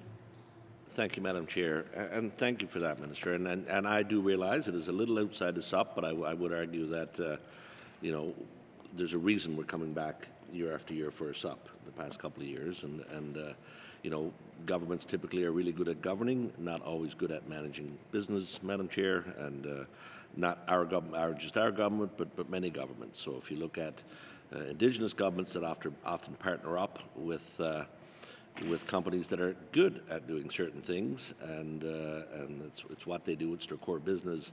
Oftentimes you can find there's some opportunities there that could actually look at reducing costs for the government, and then, you know, in turn reducing costs for our ratepayers. So appreciate that the minister is at least you know, interested in that. I appreciate that there is now a new board in there, and I think that's good. We've been waiting for that. And I look forward to further discussions around the possibility of looking a little outside the box when it comes to power. Thank you very much. Thank you, Minister of Finance. Okay. Thank you, members. Supplementary estimates, operations, expenditures. Oh, sorry. Member for Yellowknife North. Thank you, Madam Chair. So in the minister's previous answer, she talked about the reason for this $12 million expenditure is low water levels. Can we then assume that what we're actually talking about here is the burning of diesel due to low water? And can the minister confirm, do we know how much of that $12 million was spent on diesel? Can it be broken down like that? Thank you, Madam Chair. Thank you, Minister of Finance. Thank you, Madam Chair. I mean, at the end of the day, Madam Chair, fundamentally the supplementary appropriation is being used to maintain or to reduce and to preserve the cost of power for the ratepayers or the residents. I certainly can get a more specific breakdown on the costs of diesel. I don't know if I have it in front of me, but let me see if perhaps the Deputy Minister has it, or perhaps our Secretary of the Financial Management Board.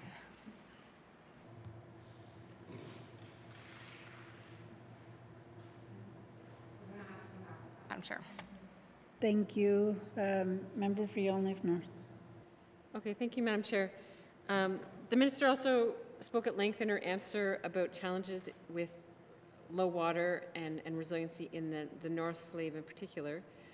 I wonder if this might be too much to hope for at a moment's notice, but there's also been a lot of extra costs in the South Slave around the Tolston repairs and extended repairs and having to burn diesel even in the South Slave or the Tolston system. Does the minister have any breakdown of how much of this $12 million might be due to costs of extra diesel in the North Slave versus the South Slave? Thank you, Madam Chair. Thank you, Minister of Finance. Thank you, Madam Chair. So, Madam Chair, this really does relate. I believe, and I certainly would correct myself immediately if there's anything wrong, but it is with respect to the low water events that impact on the snare system still. So that was a couple of years where there was increase in diesel being burned, and I'm fairly certain that I have seen a chart showing a return to the usage of hydropower in the North Slave. So I'll see if I can locate that and can provide that to members as well. But with respect to what's happening in the Tulson, particularly right now, Madam Chair, so we'll recall that there was an overhaul of the Tulson facility that happened in 2023, but owing to the timing that resulting from the evacuations of that year, it watered up in the winter and then wound up in a situation where it had to effectively be opened back up and put back together again to deal with the winter rewatering. That has happened, and unfortunately, we have discovered, Madam Chair, that the surge tank, which is a big, huge tank out in front of the diesel generator, or in front of the hydro generator, as it was about to get watered back up, is in fact quite corroded over, again, being an extremely old item. So this was already on the plan to get refurbished, was already on the plan to get replaced and updated. It's just had to move up a little faster in the plan, given that it is needed. So that is happening right now. Obviously, that wasn't expected for this year's capital plan for the Power Corporation, but and so that cost will have to get moved up. But again, it was in the longer-term plan, just not necessarily here. So there will be costs associated for the period of time that diesel is being burned in the South Slave, because we can't use the hydro facility without ensuring all the components are safe. But part of the reason for accelerating this tank replacement is so that we can get the communities that rely on Tulson back on hydropower as quickly as possible. Thank you, Madam Chair. Thank you. Member for Yellowknife North. Thank you, Madam Chair. Yeah, I appreciate the lengthy explanation or overview of, I know there's been a lot going on. So my concern is that we don't necessarily plan ahead enough for future years for all of the basically asset management, but the repairs, the refurbishments, the major, capital improvements that we know we're going to need within the power system. Can the minister assure us that, in fact, money is being set aside or has been set aside for all of the known repairs and refurbishments within the power system, say in the next 3 years, or are we going to continue to see supplementary estimates come forward when, facilities need to be repaired or refurbished in the future? Thank you, Madam Chair. Thank you. Minister of Finance. Thank you, Madam Chair. And Madam Chair, I have some notes from NTPC, owing to a different hat, but I don't have the full capital plan in front of me. I can assure members, but also the public, that so the GNWT, for example, has a 20-year needs plan.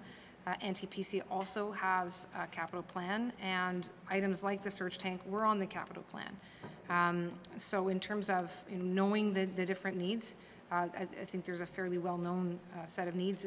Bluefish and Snare, for example, also have breakdowns in the longer-term plan about the needs for to replace those very aging pieces of infrastructure as well, and to bring them back and to bring them up to a more modern capacity, and then to potentially include the more modern facilities such as moving generators from the middle of the communities when they are being replaced, and including increased battery systems to optimize the systems. All of these things, we do have some cost estimates and have them in the plans, but I don't have the, and I don't want to say a number lest it make front page news, but I don't have all that number sitting, waiting, and available. So projects get advanced in bits and pieces. Example, fuel tanks up in the high Arctic were part of a disaster mitigation effort, so there was funding available. They advanced those projects because there was a funding source available. But when there's not funding sources immediately available, it's a matter of prioritizing the items that appear to be the greatest risk and or the greatest impact or need, still generally owing to risk. And that's what's advances. So that's where the Tulson upgrade got advanced. Weren't expecting to be doing the surge tank. Now we're doing the surge tank because of the need to do so quickly. I realize that's not a complete answer in the sense of, is there money set aside? Well, there's money set aside every year in the capital plan. And there's an unlimited amount that's available every year in the capital plan. And we try to advance what is, again, meets the greatest need for all of the needs across the territory. Thank you. Thank you. Member for Yellowknife North. Thank you, Madam Chair.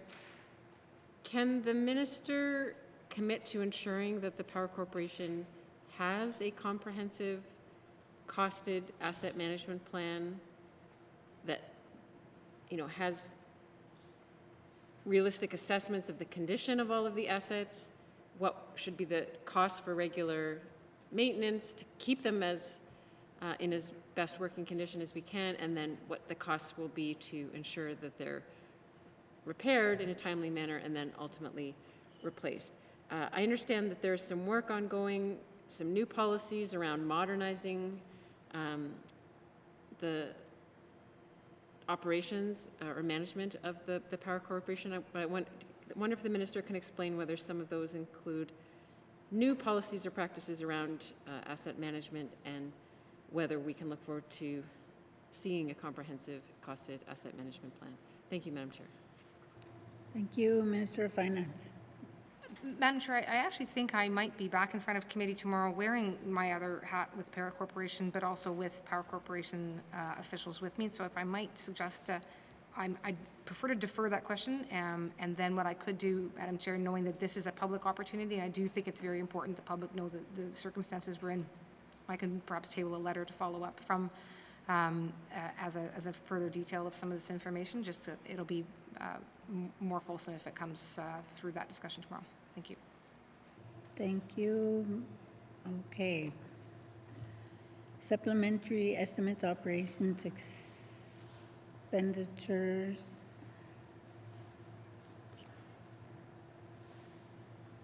Number 2, 2025-2026, Department of Finance Directorate not previously authorized $12 million. Does the committee agree? Supplementary estimates, operations, expenditure. Number 2, 2025-2026, Department of Finance, total department not previously authorized $12 million. Does the committee agree? Committee, we will now consider the Department of Health and Social Services on page 7. Supplementary estimates, operations, expenditures. Number 2, 2025-2026, Department of Health and Social Services, Administrative and Support Services not previously authorized, $263,000. Does the committee agree? Supplementary estimates, operations, expenditures. Number 2, 2025-2026, Department of Health and Social Services, Health and Social Programs not previously authorized, $427,000. Does the committee agree? Supplementary estimates, operations, expenditures. Number 2, 2025-2026, Department of Health and Social Services, supplementary health benefits not previously authorized. Member Kate. Member for Great Slave. Thank you, Madam Chair. I think it's a very quick clarification question. This would be around the National Strategy for Drugs for Rare Diseases initiative with Canada. It's fully offset by Canada. My question to the Minister is whether or not this funding will help pay for folks who might have been fully addressed by our previous extended health care benefits, what would, on the schedule of specified disease list. If she has that amount of detail, I'd love to know. Thanks, Madam Chair. Thank you, Minister of Finance. Thank you, Madam Chair. A portion of this funding does support the budget that's under the extended health benefits, but exactly the impacts of that, I would have to come back to the member on that. Thank you. Thank you, Member for Great Slave. Thank you, Madam Chair. Nothing further. Okay, thank you. Supplementary estimates, operations, expenditures. Number 2, 2025-2026, Department of Health and Social Services. Supplementary health benefits not previously authorized, $2,813,000. Does the committee agree? Supplementary estimates, operations, expenditures. Number 2, 2025-2026, Department of Health and Social Services not total department not previously authorized, $3,503,000. Does the committee agree? Committee, we will now consider the Department of Industry, Tourism and Investment on page 8. Supplementary estimates operations expenditures, number 2, 2025-2026, Department of Industry, Tourism and Investment, Economic Diversification and Business Support, not previously authorized, $2,529,000. Member for Frame Lake. There we go. Thank you, Madam Chair. Just quickly wanted to ask, to put it simply, why we're operating the Hay River Fish Plant, the newly opened fish plant, with a supplementary estimate. Yeah, that's my first question. Minister of Finance. Thank you, Madam Chair. Madam Chair, the fish plant is now fully operational, and they are continuing to see increases in catch and increases in the number of fishers. That is the good news. However, finding someone or some entity that has the capacity and skills to fully operate the plant did prove a little more challenging than what was perhaps anticipated in the Great Slave Lake Fisher Revitalization Strategy back in 2017 thereabouts, when this plant was first being conceived. So with that, what they have done as department, as government, is entered into an agreement with the Freshwater Fish Marketing Corporation to operate the plant, including with it a period of transition that was meant to help try to train up some local capacity and find someone who'd be in a position to take over the plant, or in the absence of that, to be in a position to find some other operator outside of the FFMC over time. That hasn't happened yet.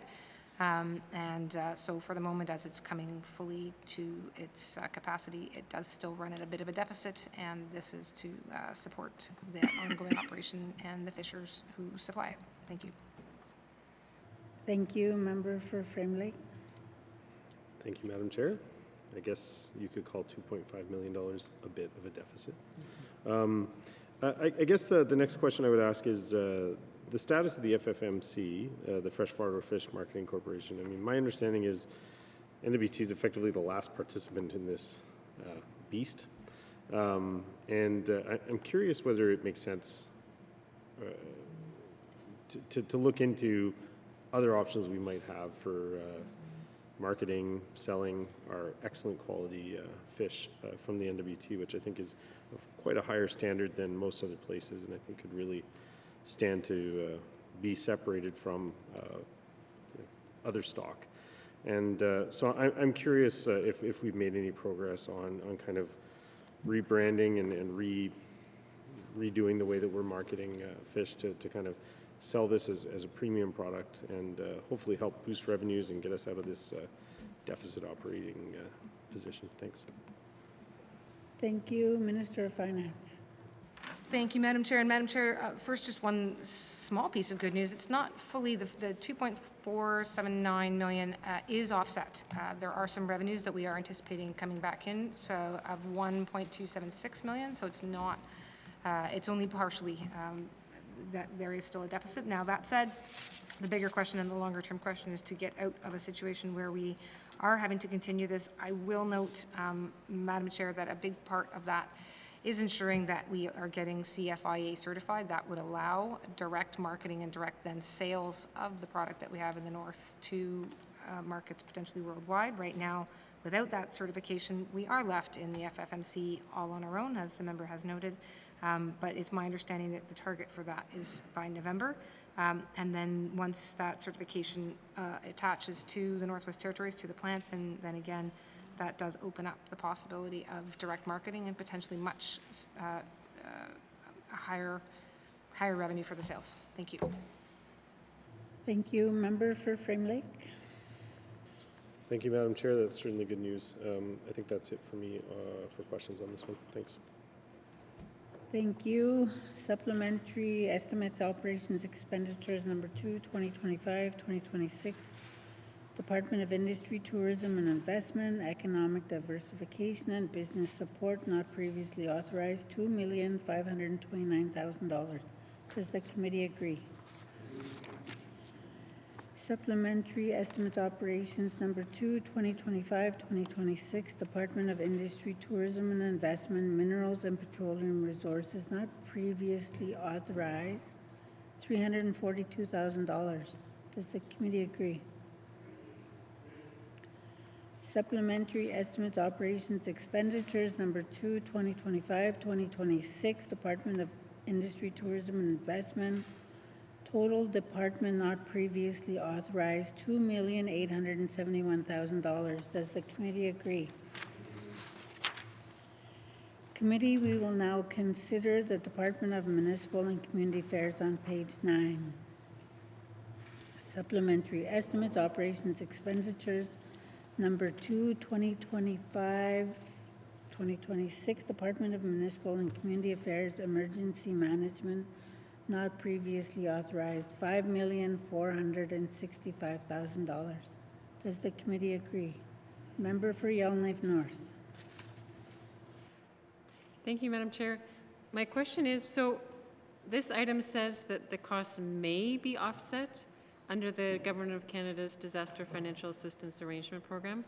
Can the minister explain what is meant by may and what assurances we have or don't have that this money is going to be offset by the federal government? Thank you, Madam Chair. Thank you, Minister of Finance.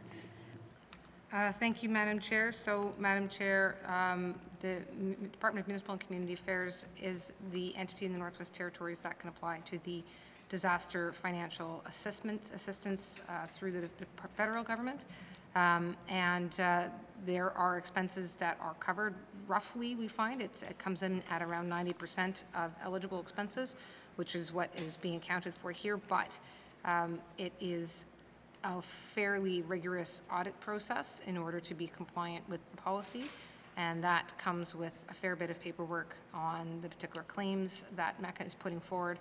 They would put those claims forward on behalf, for example, of municipal governments and as well as any losses experienced within communities or to structures, for instance, but then there has to be the auditing. So when we say may, is it because until that entirely works its course through the federal system, we don't have the final on exactly which expenses get fully reimbursed. So again, roughly 90%, and we won't necessarily know for some time. My recollection of the 2014 wildfires is that money for that was still coming in when I started in 2018, 2019, and 2020. So it takes some time sometimes to fully see the reimbursement of the costs. Thank you. Thank you. Member for Yellowknife North. That's fine. Thank you for that explanation. Supplementary Estimates Operations. Member for Satu.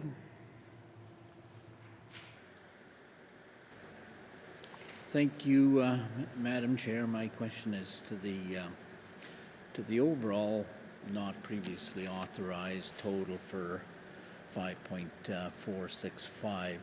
If we were to do a holistic review on each year's fire cost, we would look at the initial, as we discussed earlier, on the 39 million and apply this to that. That'll give us our total fire cost for the summer of 2025, for example. Can I get clarification on total impact and cost for the fire season? Thank you, Minister of Finance. Thank you, Madam Chair. That's correct. So that actually, and I'm glad the member mentioned it, because it is worth noting the $3.533 million here do relate to this year's wildfire season. They are the portion of wildfire response that arrives when there's an emergency evacuation, which would fall under the responsibility of MACA's emergency response team rather than the wildfire response. And it's so correct that to get a full projection or a full picture of the costs for the wildfire, for any given wildfire season, involves both first the base budget for both EC&E or for MACA as well as for ECC, as well as it may relate to the work that they do, but particularly for ECC in this regards, then adding any SUPs on any given year once we have a sense of those actuals. So at this point in time, looking at the base and the present SUPs, we would say we're probably in and around somewhere between 65 to 70 million. But that is preliminary math. I want to emphasize in the saying that there's it is only October, and there may well still be some costs coming in from the summer. But again, as a rough estimate, say between 65 and 70 million, Madam Chair. Thank you. Member for the Satu. Okay. Operations expenditures, number 2, 2025-2026, Department of Municipal and Community Affairs Emergency Management, not previously authorized, $5,465,000. Does the committee agree? Supplementary estimates operations expenditures, number 2, 2025-2026, Department of Municipal and Community Affairs, total department not previously authorized, $5,465,000. Does the committee agree? Members, there is a schedule on page 10 that details the supplementary reserve impact.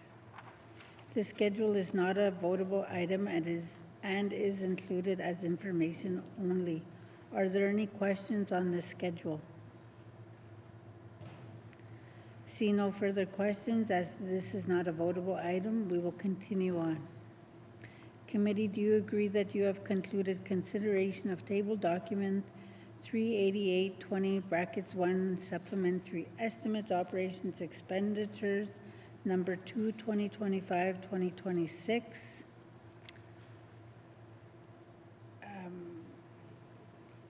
Member for Nuvik Bootleg. Sorry. Thank you, Madam Chair. Madam Chair, I move that this committee defer further consideration of table document 388-20(1), supplementary estimates, operation expenditures number 2, 2025-2026 at this time. Thank you, Madam Chair.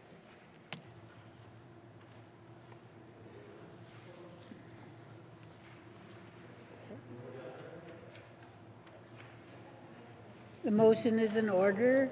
The motion is in order. To the motion. Question has been called. All those in favor? All those opposed? The motion is carried. Consideration of table document 38820(1) supplementary estimates. Operations expenditure number 2, 2025-2026 is deferred. Thank you, Minister, and thank you to the witness for appearing before us.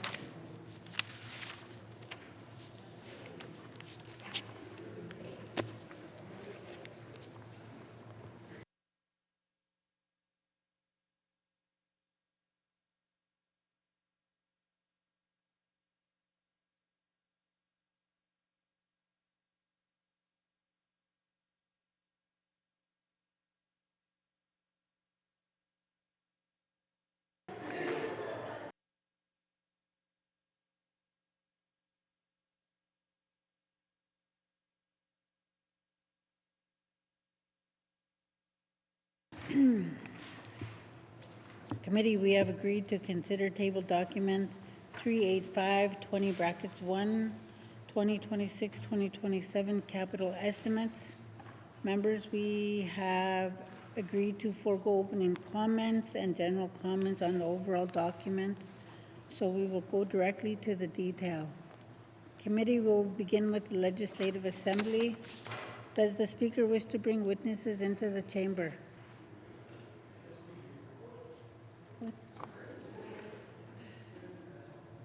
Oh.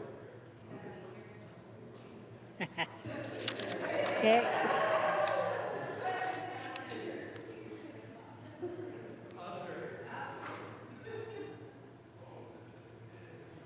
Does the Speaker wish to bring witnesses into the chamber?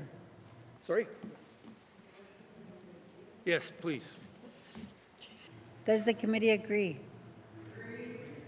Thank you. Sergeant at Arms, please escort the witnesses into the chamber.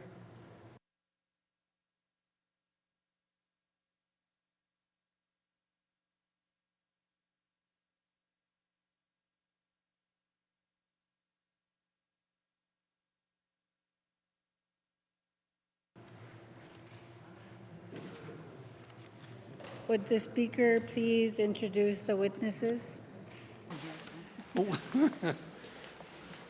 Thank you, Madam Chair. On my right is Miranda Bai, Deputy Clerk members and precinct services, and on to my left is the Glen Rutland Clerk of the Legislative Assembly. Is committee agreed to proceed to the detail contained in the table document? Committee, the Legislative Assembly begins on page 15. We will defer the totals and review the estimates by activity summary beginning on page 16 with the Office of the Clerk with an information item on page 17. Are there any questions? The Legislative Assembly, Office of the Clerk, Infrastructure Investments, $1,828,000. Does the committee agree?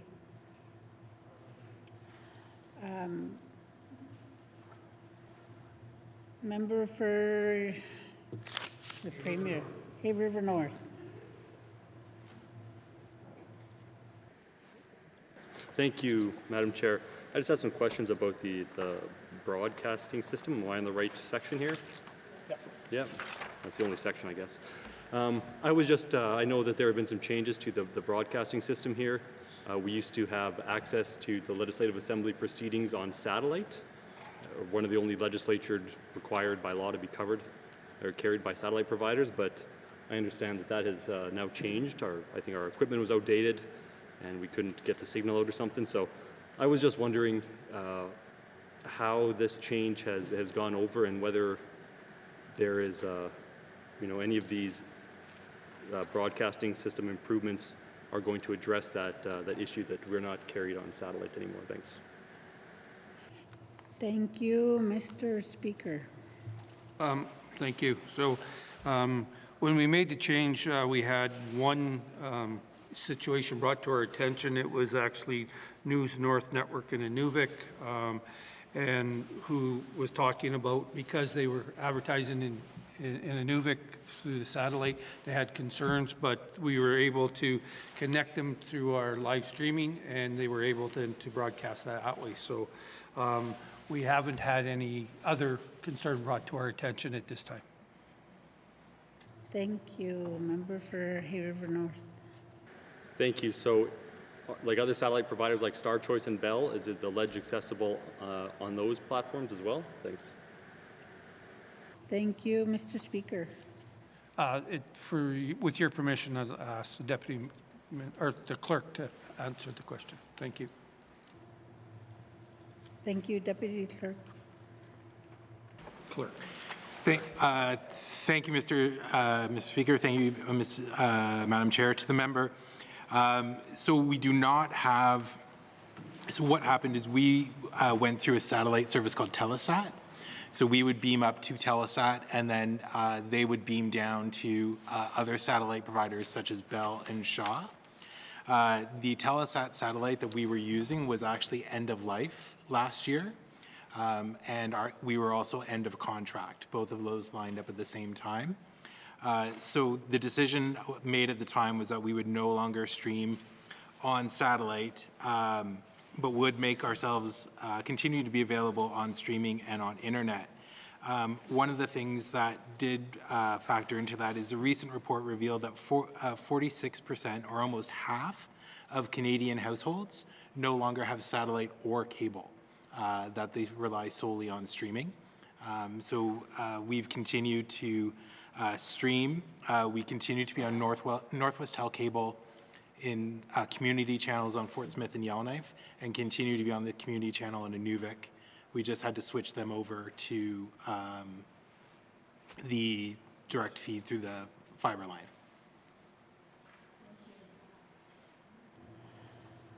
The Legislative Assembly member for Hay River North. Yeah, well, I've got 7.5 minutes left, so I intend to take my time. Thank you. So, so in Hay River, we don't have Northwest Tel. We don't have cable wired in. So I think people would actually watch it on satellite there in my office, my constituency office. That's what we would do. And so do we know how many people watched through satellite versus through cable versus streaming? Do we have any of those types of numbers? Thank you. Thank you, Mr. Speaker. Thank you for the question. no, we don't track, we haven't been able to track that information, and it's not information that's easily available. Yeah, so it's not been tracked or been recorded. Thank you. Member for Mr. Speaker.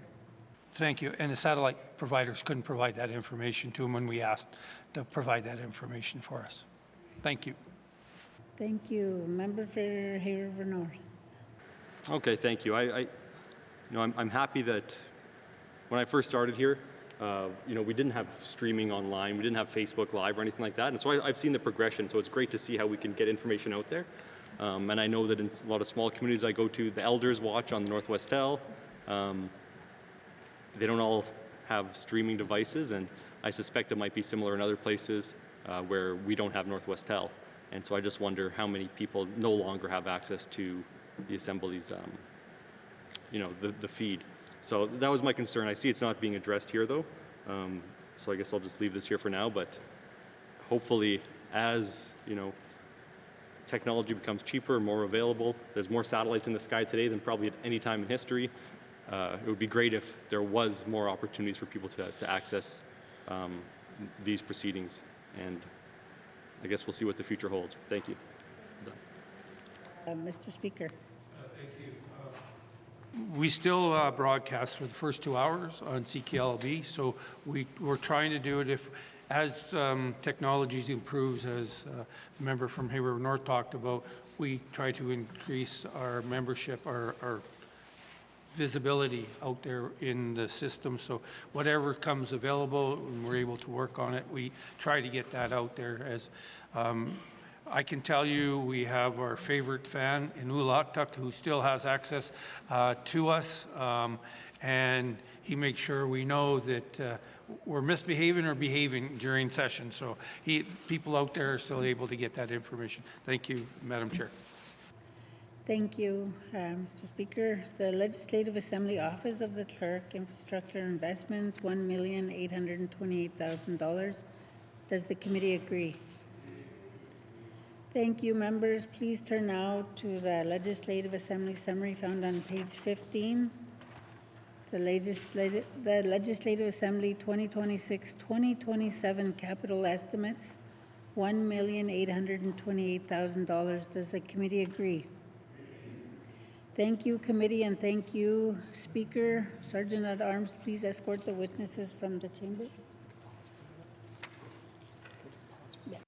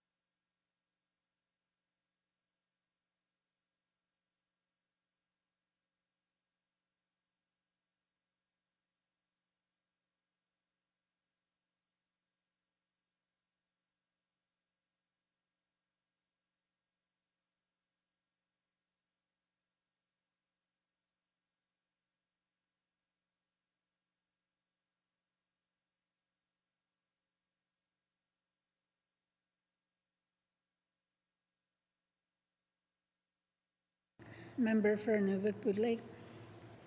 Thank you, Madam Chair. Apologize to the committee for the delay.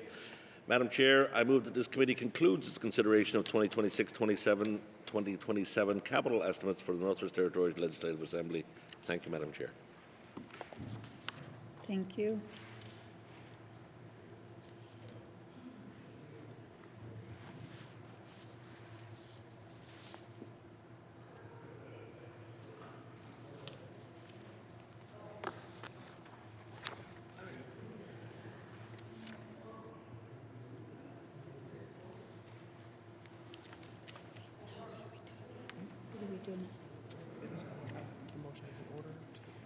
vote.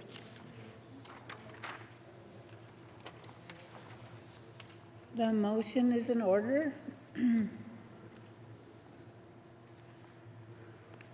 To the motion. Question's been called. All those in favor? All those opposed? Motion's carried.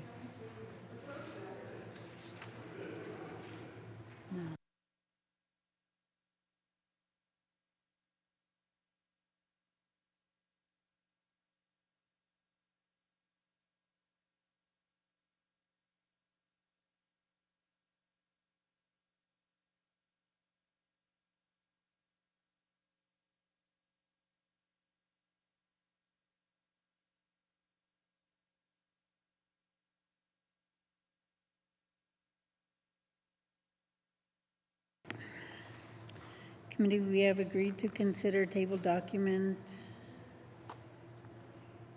38520 brackets 1 2026-2027 capital estimates. We will now consider Housing Northwest Territories. Does the minister responsible for Housing Northwest Territories wish to bring witnesses into the chamber? Yes, Madam Chair. Does the committee agree? Thank you. Sergeant at Arms, please escort the witnesses into the chamber.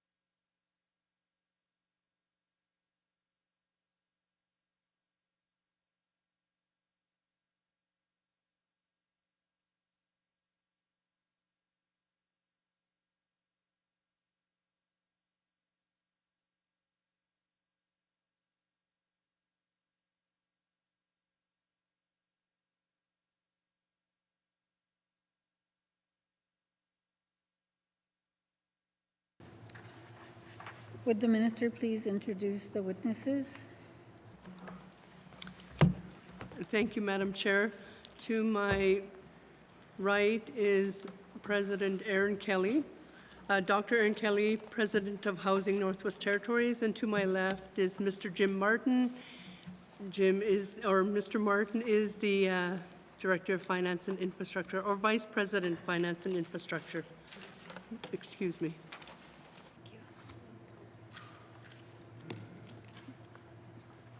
Thank you. Committee Housing Northwest Territories is included in the capital estimates as an information item and the totals are not votable. We will review these estimates as we do for the other departments. However, we will not vote on the totals. If members have comments or questions, they can be raised at the appropriate time. The committee has agreed to forego general comments. Is the committee agreed to proceed to the detail contained in table document? Committee, Housing Northwest Territories begins on page 78. We will defer the totals and review the estimates by activity summary beginning at page 79 with Finance and Infrastructure Services with information item on page 80. Are there any questions? Member for Frame Lake. Thank you, Madam Chair. First of all, I just wanted to say how pleased I am to see the announcement from the minister on the large capital projects, and that's what I want to, I want to ask questions about both, really. My first question is just about the O&M deficit. So I understand from chatting with the minister's staff over a number of different briefings that there's this $50 million a year O&M deficit that housing has been facing. And I was perhaps a bit mistakenly under the impression that a good portion of the $50 million for this year, of the $150 million annually, would be going towards that problem. So can the minister help us understand how we're addressing that issue through this capital spend, all these different houses being built? Is this related to the O&M problem, or are we getting at that problem in any way through these investments? Thank you. Minister of Housing. Thank you, Madam Chair. I think it's really important to understand that we operate almost 2,900 units across the Northwest Territories. And back in 1997, we signed a social housing agreement with the Government of Canada, with CMHC, to operate and maintain these units, but that funding has been declining over the last number of years. We were able to sign a bilateral agreement with Canada again in 2019, and this provided us supplemental funding for a 10-year period. And again, this number will drop 28, 29. With Housing NWT and the $150 million capital plan over the next 3 years, $5 million a year will be assigned to deferred preventive maintenance, and $5 million a year will be assigned to modernization and improvement of our public housing or social housing units. Thank you, Madam Chair. Thank you. Member for Frame Lake. Thank you, Madam Chair. Appreciate that answer. So we're doing $5 million a year, so $10 million a year for effectively maintenance. So I guess I would just ask again, and maybe some better clarification could be given about the $50 million a year deficit that I was under the impression we were in.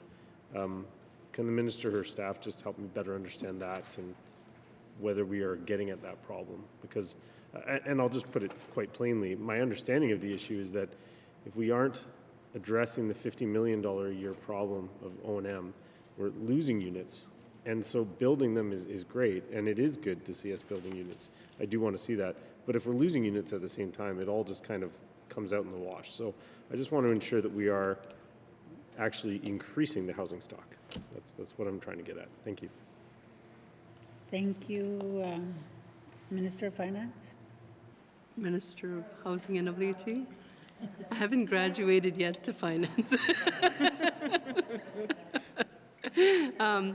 Thank you, Madam Chair. I think it's really important that, again, that we highlight the infrastructure deficit of Housing NWT, and we've done some work with that, including the operations and maintenance deficit. And President Aaron Kelly could provide us more detail of the $50 million deficit that the member is speaking about. Thank you, Madam Chair. Thank you, Minister. President Aaron Kelly. Thank you, Madam Chair. So the average age of our overall portfolio is 31 years old, and our public housing units on average are 33 years old, with 436 units over the age of 50 years. So as of September 2025, we estimate that the current major infrastructure need is approximately $307 million. With an investment of $50 million targeted for 25-26, this leaves the current deficit at about $257 million. So you can see that the contributions are helping, but they're not fully correcting the infrastructure deficit for Housing NWT. Thank you, Madam Chair. Thank you. Member for Frame Lake. Thank you, Madam Chair. I think that point necessarily leads to another question, and that is, I think it's very clear that the NWT can't do this alone. What kind of progress have we made at the negotiating table with the federal government, considering they are, they just recently announced a very generous amount of funding to Nunavut. I'm curious where NWT lands in terms of the Fed's plan to increase housing in the NWT, or in Canada, but also hopefully the NWT. Thank you. Yeah. Thank you, Minister of Housing and NWT. Thank you, Madam Chair. Again, something else that's really an important and critical discussion is our discussions with the federal government, but also our discussions with Indigenous governments and NGOs and communities that are receiving funding from the federal government through Indigenous Services Canada or CERNAC. In my recent FPT meeting in Vancouver, this was something that was talked about, the Affordable Housing Fund, the EARN funding, the urban, rural, north and Indigenous funding, and also the new Build Canada Homes. And this is something, again, that was highlighted at the Council of Leaders, was the need for public and social housing in the Northwest Territories. In terms of the negotiations and discussions internally, President Aaron Kelly will provide you some insight to that. Thank you, Madam Chair. Thank you, President Kelly. Thank you, Madam Chair. I'm pleased to report that in our discussions with HIC that they have agreed that we should be moving forward on negotiations related to updating our bilateral agreement, which is where those O&M questions come into play, and then also with respect to Build Canada Homes funding. And that was a comment that was made after the Council of Leaders meeting when they heard from Indigenous governments and the GNWT about our needs. So we will be engaging in negotiations on both those fronts with HIC coming up. Thank you so much, Madam Chair. Thank you. Member for Frame Lake. Thank you, Madam Chair. I'm certainly very happy to hear that and very supportive of the Minister and Department's efforts on that front. We certainly need it here. Just noting that I'm starting to run out of time, I wanted to move to a different issue, and I do hope some of my colleagues take up the flag on some of the questions I'm leaving on the table with regards to housing money. But I wanted to speak about an issue that's been concerning me. We did ask about this in lead up to budget, but I'm concerned about the department's capacity to bring all this to fruition. So I'm curious, are other departments such as infrastructure or I think infrastructure is the one I'm thinking of, but are other departments helping collaborate with HNWT with project implementation, just knowing that this is quite a large thing that we've taken on, adding another $50 million a year on top of projects that Housing was already doing with federal money. This department's pretty busy. I'm just curious, what are we doing to help boost up the capacity of the department and ensuring that we don't end up in a situation where we're talking about why we weren't able to bring all these houses to fruition with the money that we set aside? Thank you. Thank you, Minister of Housing and WT. Thank you, Madam Chair. I think Housing and WT over the last year has been discussing how do we work in collaboration with the different departments to be successful, knowing that our technical and infrastructure teams in place to deliver housing across the Northwest Territories, but the concern from the member is a concern for many of us is the overall capacity of the Northwest Territories to take on many of these large infrastructure projects. President Aaron Kelly can provide you more insight to some of the collaboration and partnerships we're working together on. Thank you, Madam Chair. Thank you, President Kelly. Thank you, Madam Chair. Housing NWT is pleased to let folks know that we project fully committing the allocated new construction component valued at $120 million over the next 3 years by the end of the fiscal year 25-26. We've heard very clearly that we need to spend the money that has been provided, and we see the need in communities for this for the housing. We anticipate a total spend of $43 million in 25-26. Housing NWT has proposed to CMHC to use the $7 million that we realized as a savings from an economy of scale over the recent large bundled procurement for modular units to leverage $19.2 million to add another 20 units in Inuvik to the Blueberry Patch. This would result in public housing clients at Bumpus Apartments moving to Housing NWT owned assets and owned units, which would increase the availability of rental units in Inuvik. If we are not successful in that application to CMHC, we will add to the number of modular public housing units and/or the number of planned repair projects and/or potentially acquire and retrofit existing multi-unit buildings. So we have plans for that funding, and that's the total 50 million. Thank you, Madam Chair. Thank you. Member for Frame Lake. I think it's time ran out. I'm out of time, Madam Chair. Okay, anybody, any further questions? Member for Yellowknife North. Thank you, Madam Chair, and thanks to my colleague who asked some of the questions I was going to ask as well, but this is a great conversation. To follow up there, in the previous exchange, the President noted that we have an infrastructure deficit of still about $257 million, and there was discussion about how this ongoing infrastructure deficit means that we might be losing units because we're not able to address the deficit. Does the minister or her staff have any idea how many units we might be losing each year because we're not able to repair them or replace them? Thank you, Madam Chair. Thank you. Minister of Housing and WT. Thank you, Madam Chair. Our current projection for this fiscal year is the infrastructure deficit is $307 million, which is basically $299 million is for replacement need. That's our current need for replacement of units. And retrofits, it's $8,226,000. Over the next 20 years, Housing has done an appendix which projects the deficit replacement need is $1.2 billion over the next 20 years. And for retrofits, $339 million over the next 20 years. So we're looking at things in a 20-year time span so we can do proper planning and technical work.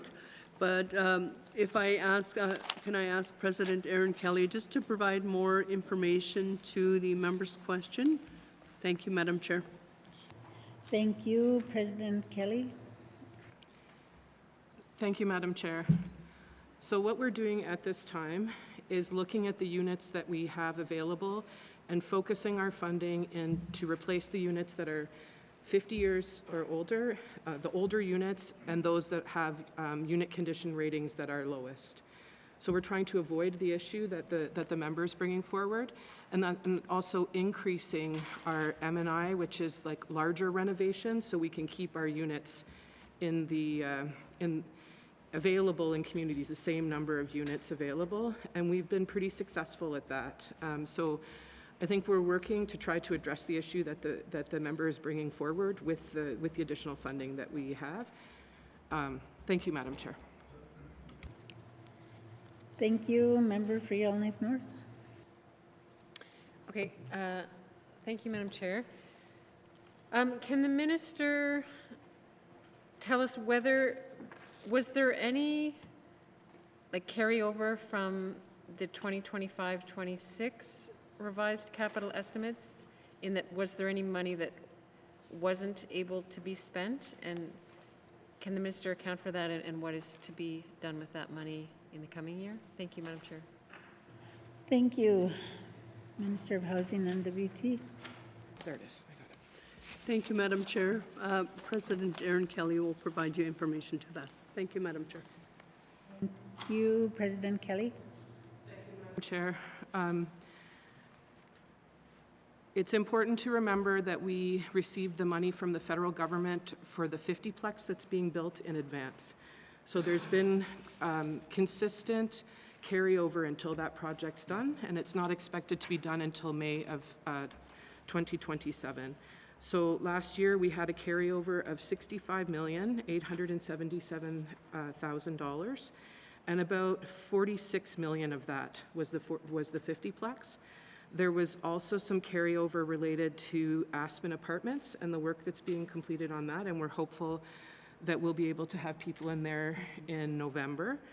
And then some public housing replacement projects were also carried over, and some other minor pieces, but the main item there was the 50-plex. Thank you, Madam Chair. Thank you. Member for Yellowknife North? Great. Thank you, Madam Chair.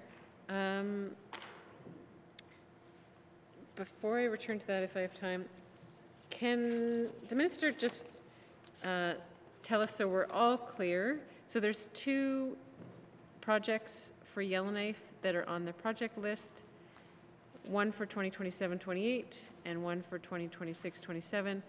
A public housing replacement of 24 units and a major retrofit of 12 units. Can the minister give us details of what exactly are those projects? Thank you, Madam Chair. Thank you. Minister of Housing and WT. Thank you, Madam Chair. Coming in as Minister for Housing and WT, I wanted to see like condition of units, especially in community and the city of Yellowknife, considering the need to replace many of our housing units, the older units, and Hilltop was something that I visited, and it's in an extreme circumstance. So in the planning, and President Aaron Kelly will provide some more information to that, but the planning for Yellowknife over the next couple of years is to replace Hilltop. So if I can just defer this to President Aaron Kelly. Thank you, Madam Chair. Thank you. President Kelly? Thank you, Madam Chair. So we have a proposal in with CMHC right now to, at Rock Hill, have a multi-use build where there would be transitional housing, Hilltop replacement, and a daycare in that area. And we're getting near to the end of those negotiations. The other 12 that the member is speaking about are M&I projects, so those would be existing housing units getting major retrofits. The way that the decision was made about those is we looked at midlife, 21 to 30 years, and made decisions on need based on those that required major retrofits in that age range to try to increase the life of those assets. Thank you, Madam Chair. Thank you. Member for Yellowknife North?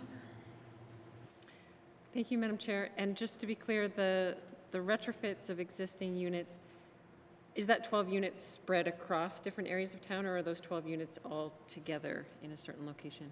Thank you, Madam Chair. Thank you. Minister of Housing and WT. Thank you, Madam Chair. Those units are spread across the city. Thank you, Madam Chair. Thank you. Member for Yellowknife North. Thank you, Madam Chair. So I am excited to hear about the replacement of Hilltop, which is within the Yellowknife North riding. And so I do hope that the minister will keep me updated as much as possible, because I am very interested in being involved as this project rolls out. Thank you, Madam Chair. Thank you. Minister of Housing and WT. Thank you, Madam Chair. Absolutely, we can keep the member for Yellowknife North updated. I'm excited as well to see that replacement. Thank you, Madam Chair. Thank you.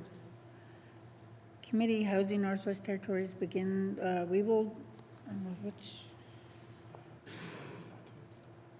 Okay. Member for the Satu.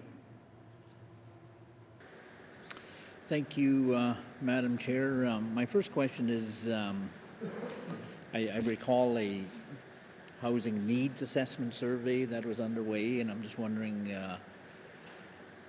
if the minister could explain if it's over with, if it's done,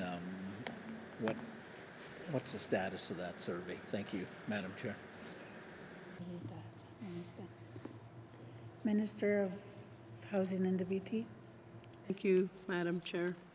The Territorial Housing Needs Assessment was conducted over the last number of months, working in partnership with the UBC, University of British Columbia, and also with Planet North. The quantitative portion of the study was concluded early. The qualitative piece was conducted over the summer and fall of 2025. We should have a draft report probably mid-November and a final report possibly by mid-December. And this should kind of formulate our response of territorial housing needs across the Northwest Territories. Thank you, Madam Chair. Thank you. Member for the Satu. Thank you, Madam Chair. Thanks to the Minister for that information here. The reason I ask is that it all fits in with the corporate plan for the remaining term of this Assembly. And I'm quite pleased with the department's actions on previous efforts in trying to identify what the scope is, put a budget to it, and then you draft a schedule, which are really three fundamental points to achieving your construction plan. And aside from that, I see the allocation for this coming fiscal year, or the upcoming, is 112 new build units, plus, I never tallied it up there, the retrofits. So it seems that the Minister knows the stock, knows the age of the stock, and what's the immediate replacement for these age 50 units.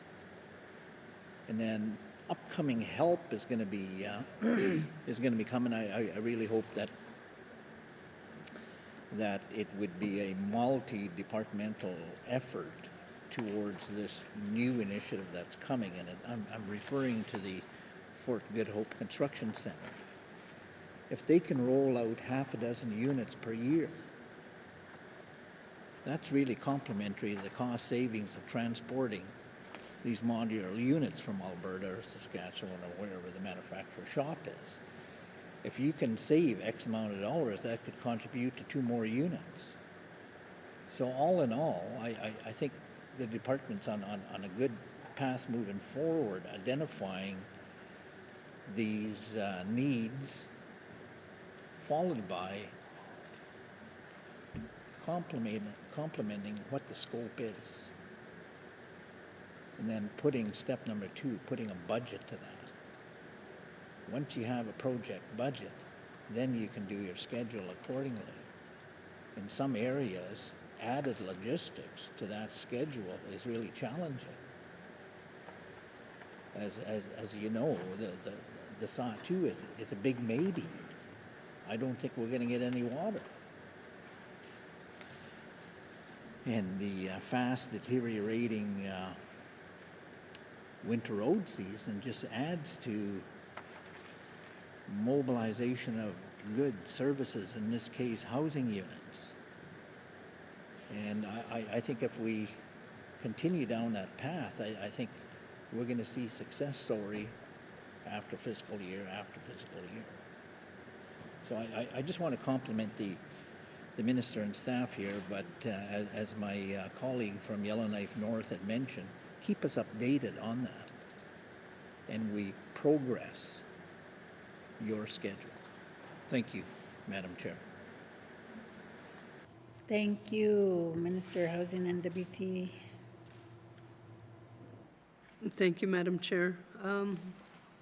There's a lot of good things happening, and the Fort Good Hope Construction Center is one of those great things that are happening, and we're working together in partnership with the Cashel-Gotene Housing Society and the Development Corporation to support them and have them be successful, because building in a small community like Fort Good Hope modular housing units that could be transported throughout the Satu and perhaps the Beaufort Delta is a good opportunity, considering the low water levels in the Northwest Territories and the challenges for transportation and shipping, and you know, like the member mentioned, the winter roads, and sometimes the just the many challenges for housing Northwest Territories and all our infrastructure. So, no, working in partnership is really important, and having those discussions so we're all successful. Thank you, Madam Chair. Thank you, member for the Satu. Thank you, Madam Chair. I'll just add one more complimentary suggestion to the minister and staff here. Is we know that we're having, along with the private sector, we know that we're having labor shortages. Okay, and we are going to need trades to build these units at the construction center in Fort Goodhoe to be code compliant.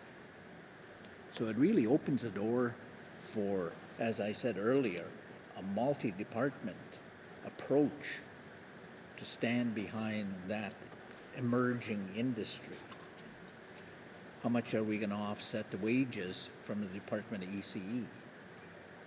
And if have we got a land tenure arrangement with the Department of Lands to complement the development plan for the new products that are coming off of the supply line?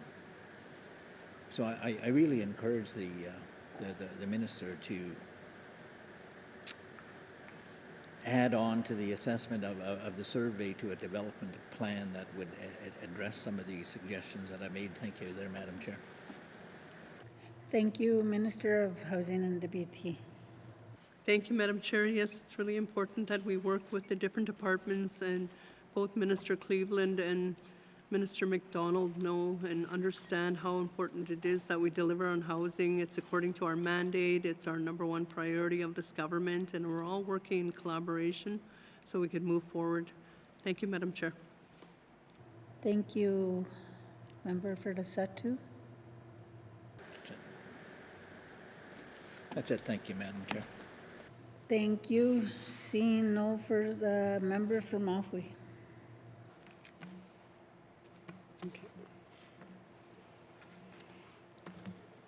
Okay, thank you. No, I know that earlier in the year, too, Minister of Finance and Minister of Housing have said it too, that they talked about Klitschko region, and even the stats says that where, based on the data, that Klitschko has the worst overcrowding and homelessness. And we all know housing is a social determinant. It has an impact on health and education. Knowing that number, knowing the stats in Klitschko region, especially in Betcheko, we have 10 houses, 10 public housing replacement, and 5 units for a major retrofit.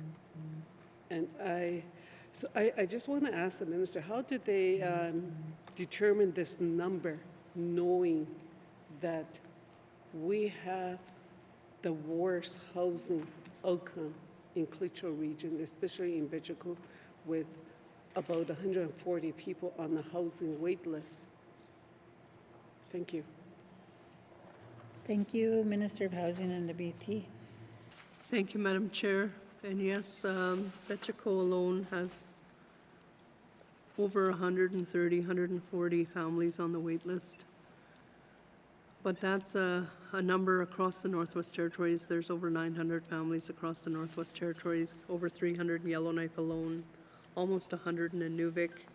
You know, that's the stat across the Northwest Territories is pretty bleak. There's a lot of families on the wait list.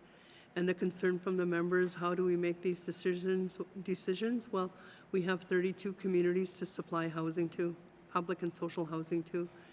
And what we did at the time was look at our capital plan and plan to deliver in 11 communities to begin with, to concentrate the delivery based on wait list, based on unit condition rating, and based on the age of the house, along with when was the last time it was modernized and retrofit, because many of these houses were built in 1969 or 1972 or 1974, and families are still living in them. So understanding the need, especially in Betcheko, I can understand where the member's concern is. The idea around not only providing new housing, but also providing retrofits, because many of the units after 25, 30 years plus will get a modernization and improvement. So renovating many of those homes to last another 25, 30 years. So it's really the decisions based on data, based on the need to provide throughout the north, and to concentrate the delivery on 11 communities. I mean, it'd be wonderful if we could provide housing to every community in the Northwest Territories at this time, but we determined that based on data, we could make these decisions, and these would be informed decisions. Thank you, Madam Chair. Thank you. Member for Mountfui. I guess based on the information provided, there's not much that Housing NWT is doing to help the region to catch up to the territorial average. We're always going to be at that number, or we're always going to be in the worst situation. Even in Wati alone, there's that with the all-season road open, young families, young people are going home now. So we have, I mentioned in the House here before that we have families that are coming home. They are sleeping in the family members' house, sleeping in the living room with their families. And I have family with teenage children living in the old house with no running water, with no heat. It's like going back to the 70s, 60s. People shouldn't be living like that. And there's no housing allocated for Wati. And if we don't take care of it now, it's going to become like Bichako. There's going to be more people on the wait list, and I would like to avoid that, And I would like to see some houses allocate to Wati, and there's 10 units in Bichako, because I'm getting, that's why you see emails from all my constituents that we are in housing crisis for public and major repair. And that's the worst in Clecho region. So, so what is that department doing, trying to help the regions to be at the territorial average with housing, instead of being in the negatives all the time? And it's really frustrating. It's not frustrating only for me, but it's frustrating because we want things to improve in small communities. We know our young people are suffering because of their education is affected and their health is affected. A lot of mental health issues. And we've said it many times, and yet not much is done for communities that really need that help. Thank you. Thank you, Minister of Housing and NWT. Thank you, Madam Chair, and I hear the member, and I understand the concerns. The Clecho region is really in need of new housing and modernization and improvement of many of their older housing units. I just want to emphasize to everyone, though, that across the Northwest Territories, housing has rental arrears of $13 million. And this is across the Northwest Territories. So we could use this money to put more houses on the ground in the communities, and encouraging everybody to work together to pay your rent, understanding that this money is back and reinvested into communities for new housing. The other piece of this is the Urban, Rural, and Northern Indigenous Fund that was announced by the federal government in 2022. It was like $4 billion for housing, and they allocated about $1.5 billion of housing across Canada, much of it going to Indigenous governments.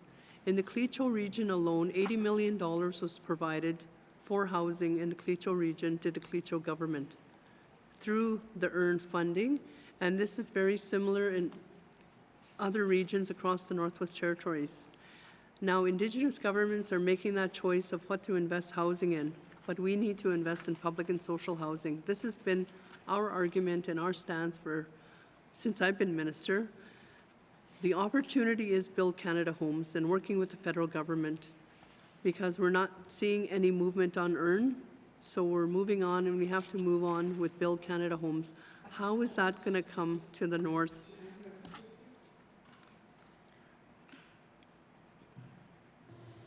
Continue, Minister.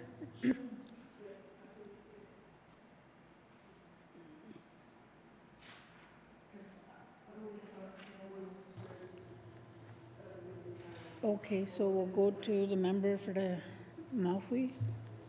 Thank you. Thank you. Well, you know, the 30 million that you're talking about, okay, how many of those are elders?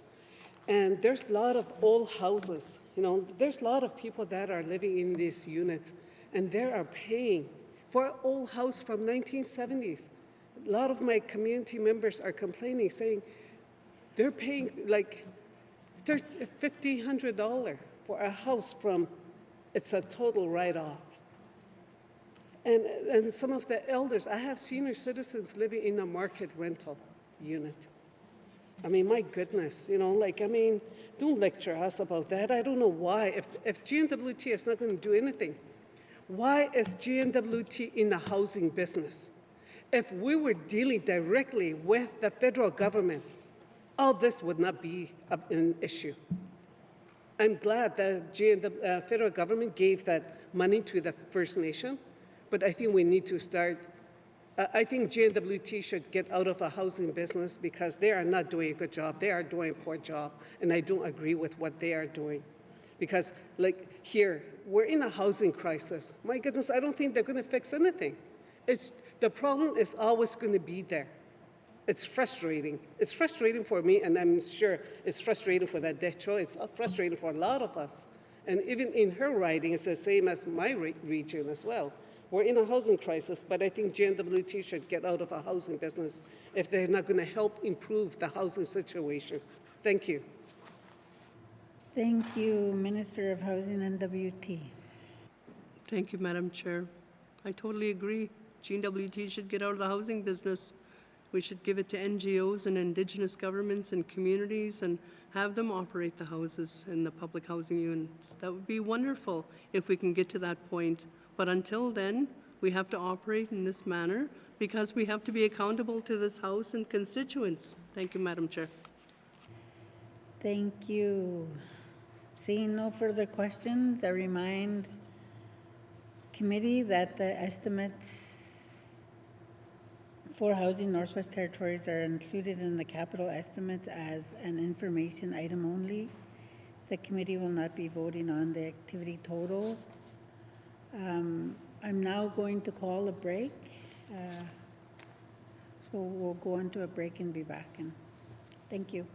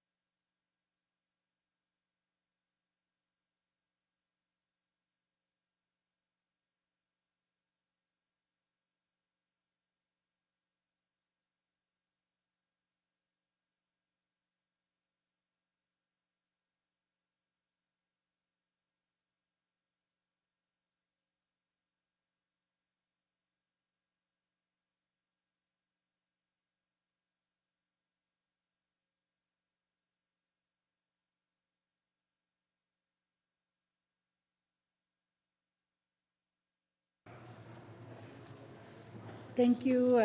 Please return now to the Housing Northwest Territories summary found on page 79. Are there any further questions or comments from committee? Seeing none, thank you, committee, and thank you, Minister. Sergeant at Arms, please escort the witness from the chamber. Escort the witnesses from the chamber.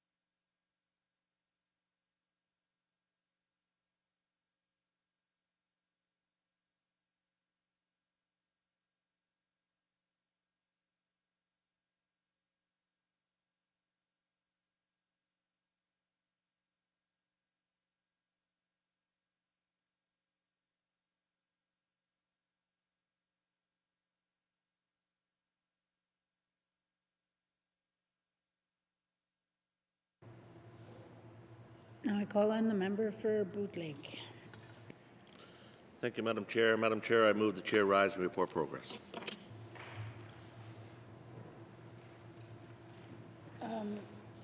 There's a motion on the floor to report progress. The motion is in order and non-debatable. All those in favor? All those opposed? Motion's carried. I will now rise and report progress.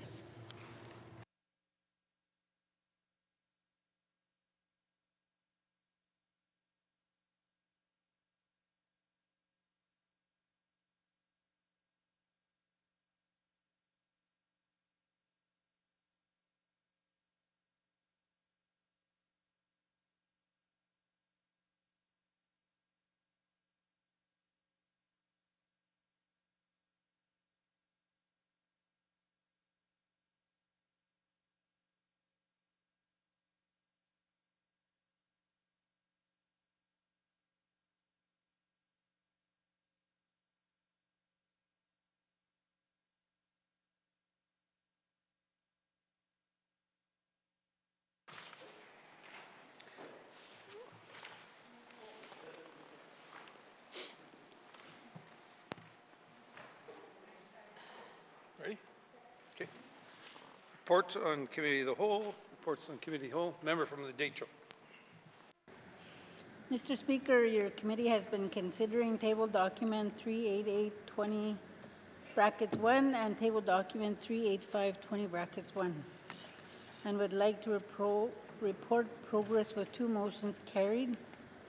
And Mr. Speaker, I move that the report of the Committee of the Whole be concurred with.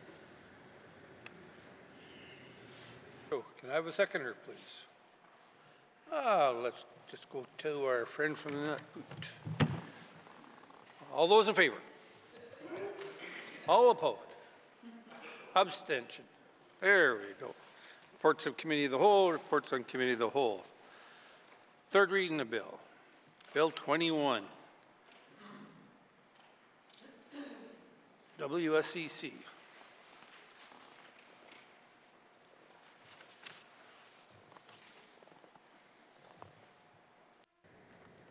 Mr. Speaker, I move, second by the honourable member for Hay River North, that Bill 21, an act to amend the Workers' Compensation Act, be read for the 3rd time. And Mr. Speaker, I request a recorded vote.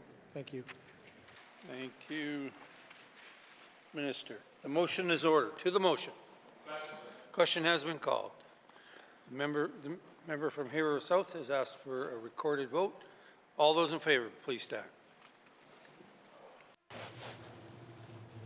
The member for Hay River South, the member for Nuvik Twin Lakes, the member for Nunakput, the member for Decho, the member for Sawtoo, the member for Yellowknife Center, the member for Range Lake, the member for Nuvik Boot Lakes, the member for Momfui, the member for Frame Lake, the member for Great Slave, the member for Yellowknife North, the member for Thabatcha, the member for Yellowknife South, the member for Cam Lake, the member for Hay River North. All those opposed, please stand. All those abstaining, please stand.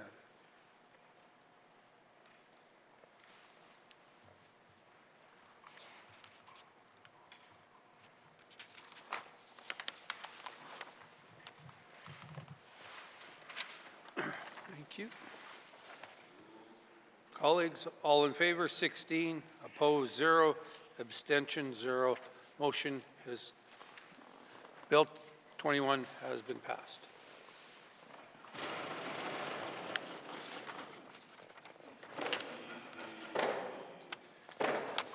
Third reading the bills. Third reading the bills. Minister of Justice. Mr. Speaker, I move, seconded by the honourable member from Cam Lake, that Bill 22, Legislation Act, be read for the third time. And Mr. Speaker, I request a recorded vote. Thank you, Mr. Speaker. Thank you. Thank you, member from Tabacha. The motion is in order. To the motion. Question has been called. All those in, oh, sorry. Members asked for a recorded vote. All those in favor, please stand. The member for Thabacha, the member for Yellowknife South, the member for Cam Lake, the member for Hay River North, the member for Hay River South, the member for Nuvik Twin Lakes, the member for Nunakput, the member for Day Cho, the member for Saw 2, the member for Yellowknife Center, the member for Range Lake, the member for Nuvik Boot Lake, the member for Momfui, the member for Frame Lake, the member for Great Slave, the member for Yellowknife North. All those opposed, please stand. All those abstaining, please stand.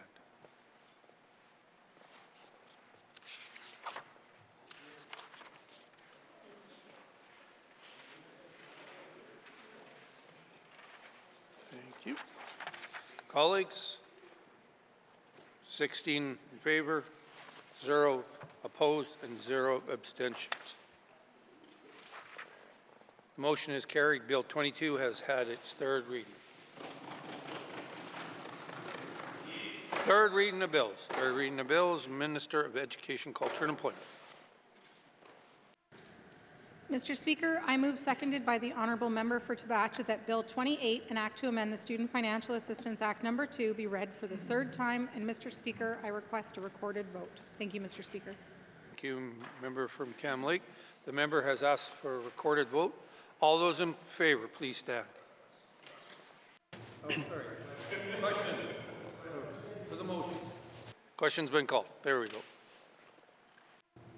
The member for Cam Lake, the member for Hay River North, the member for Hay River South, the member for Nuvik Twin Lakes, the member for Nunakput, the member for Day Cho, the member for Saw 2, the member for Yellowknife Center, the member for Range Lake, the member for Nuvik Boot Lake, the member for Momfui, the member for Frame Lake, the member for Great Slave, the member for Yellowknife North, the member for Thabacha, the member for Yellowknife South. All those opposed, please stand. All those in abstaining, please stand.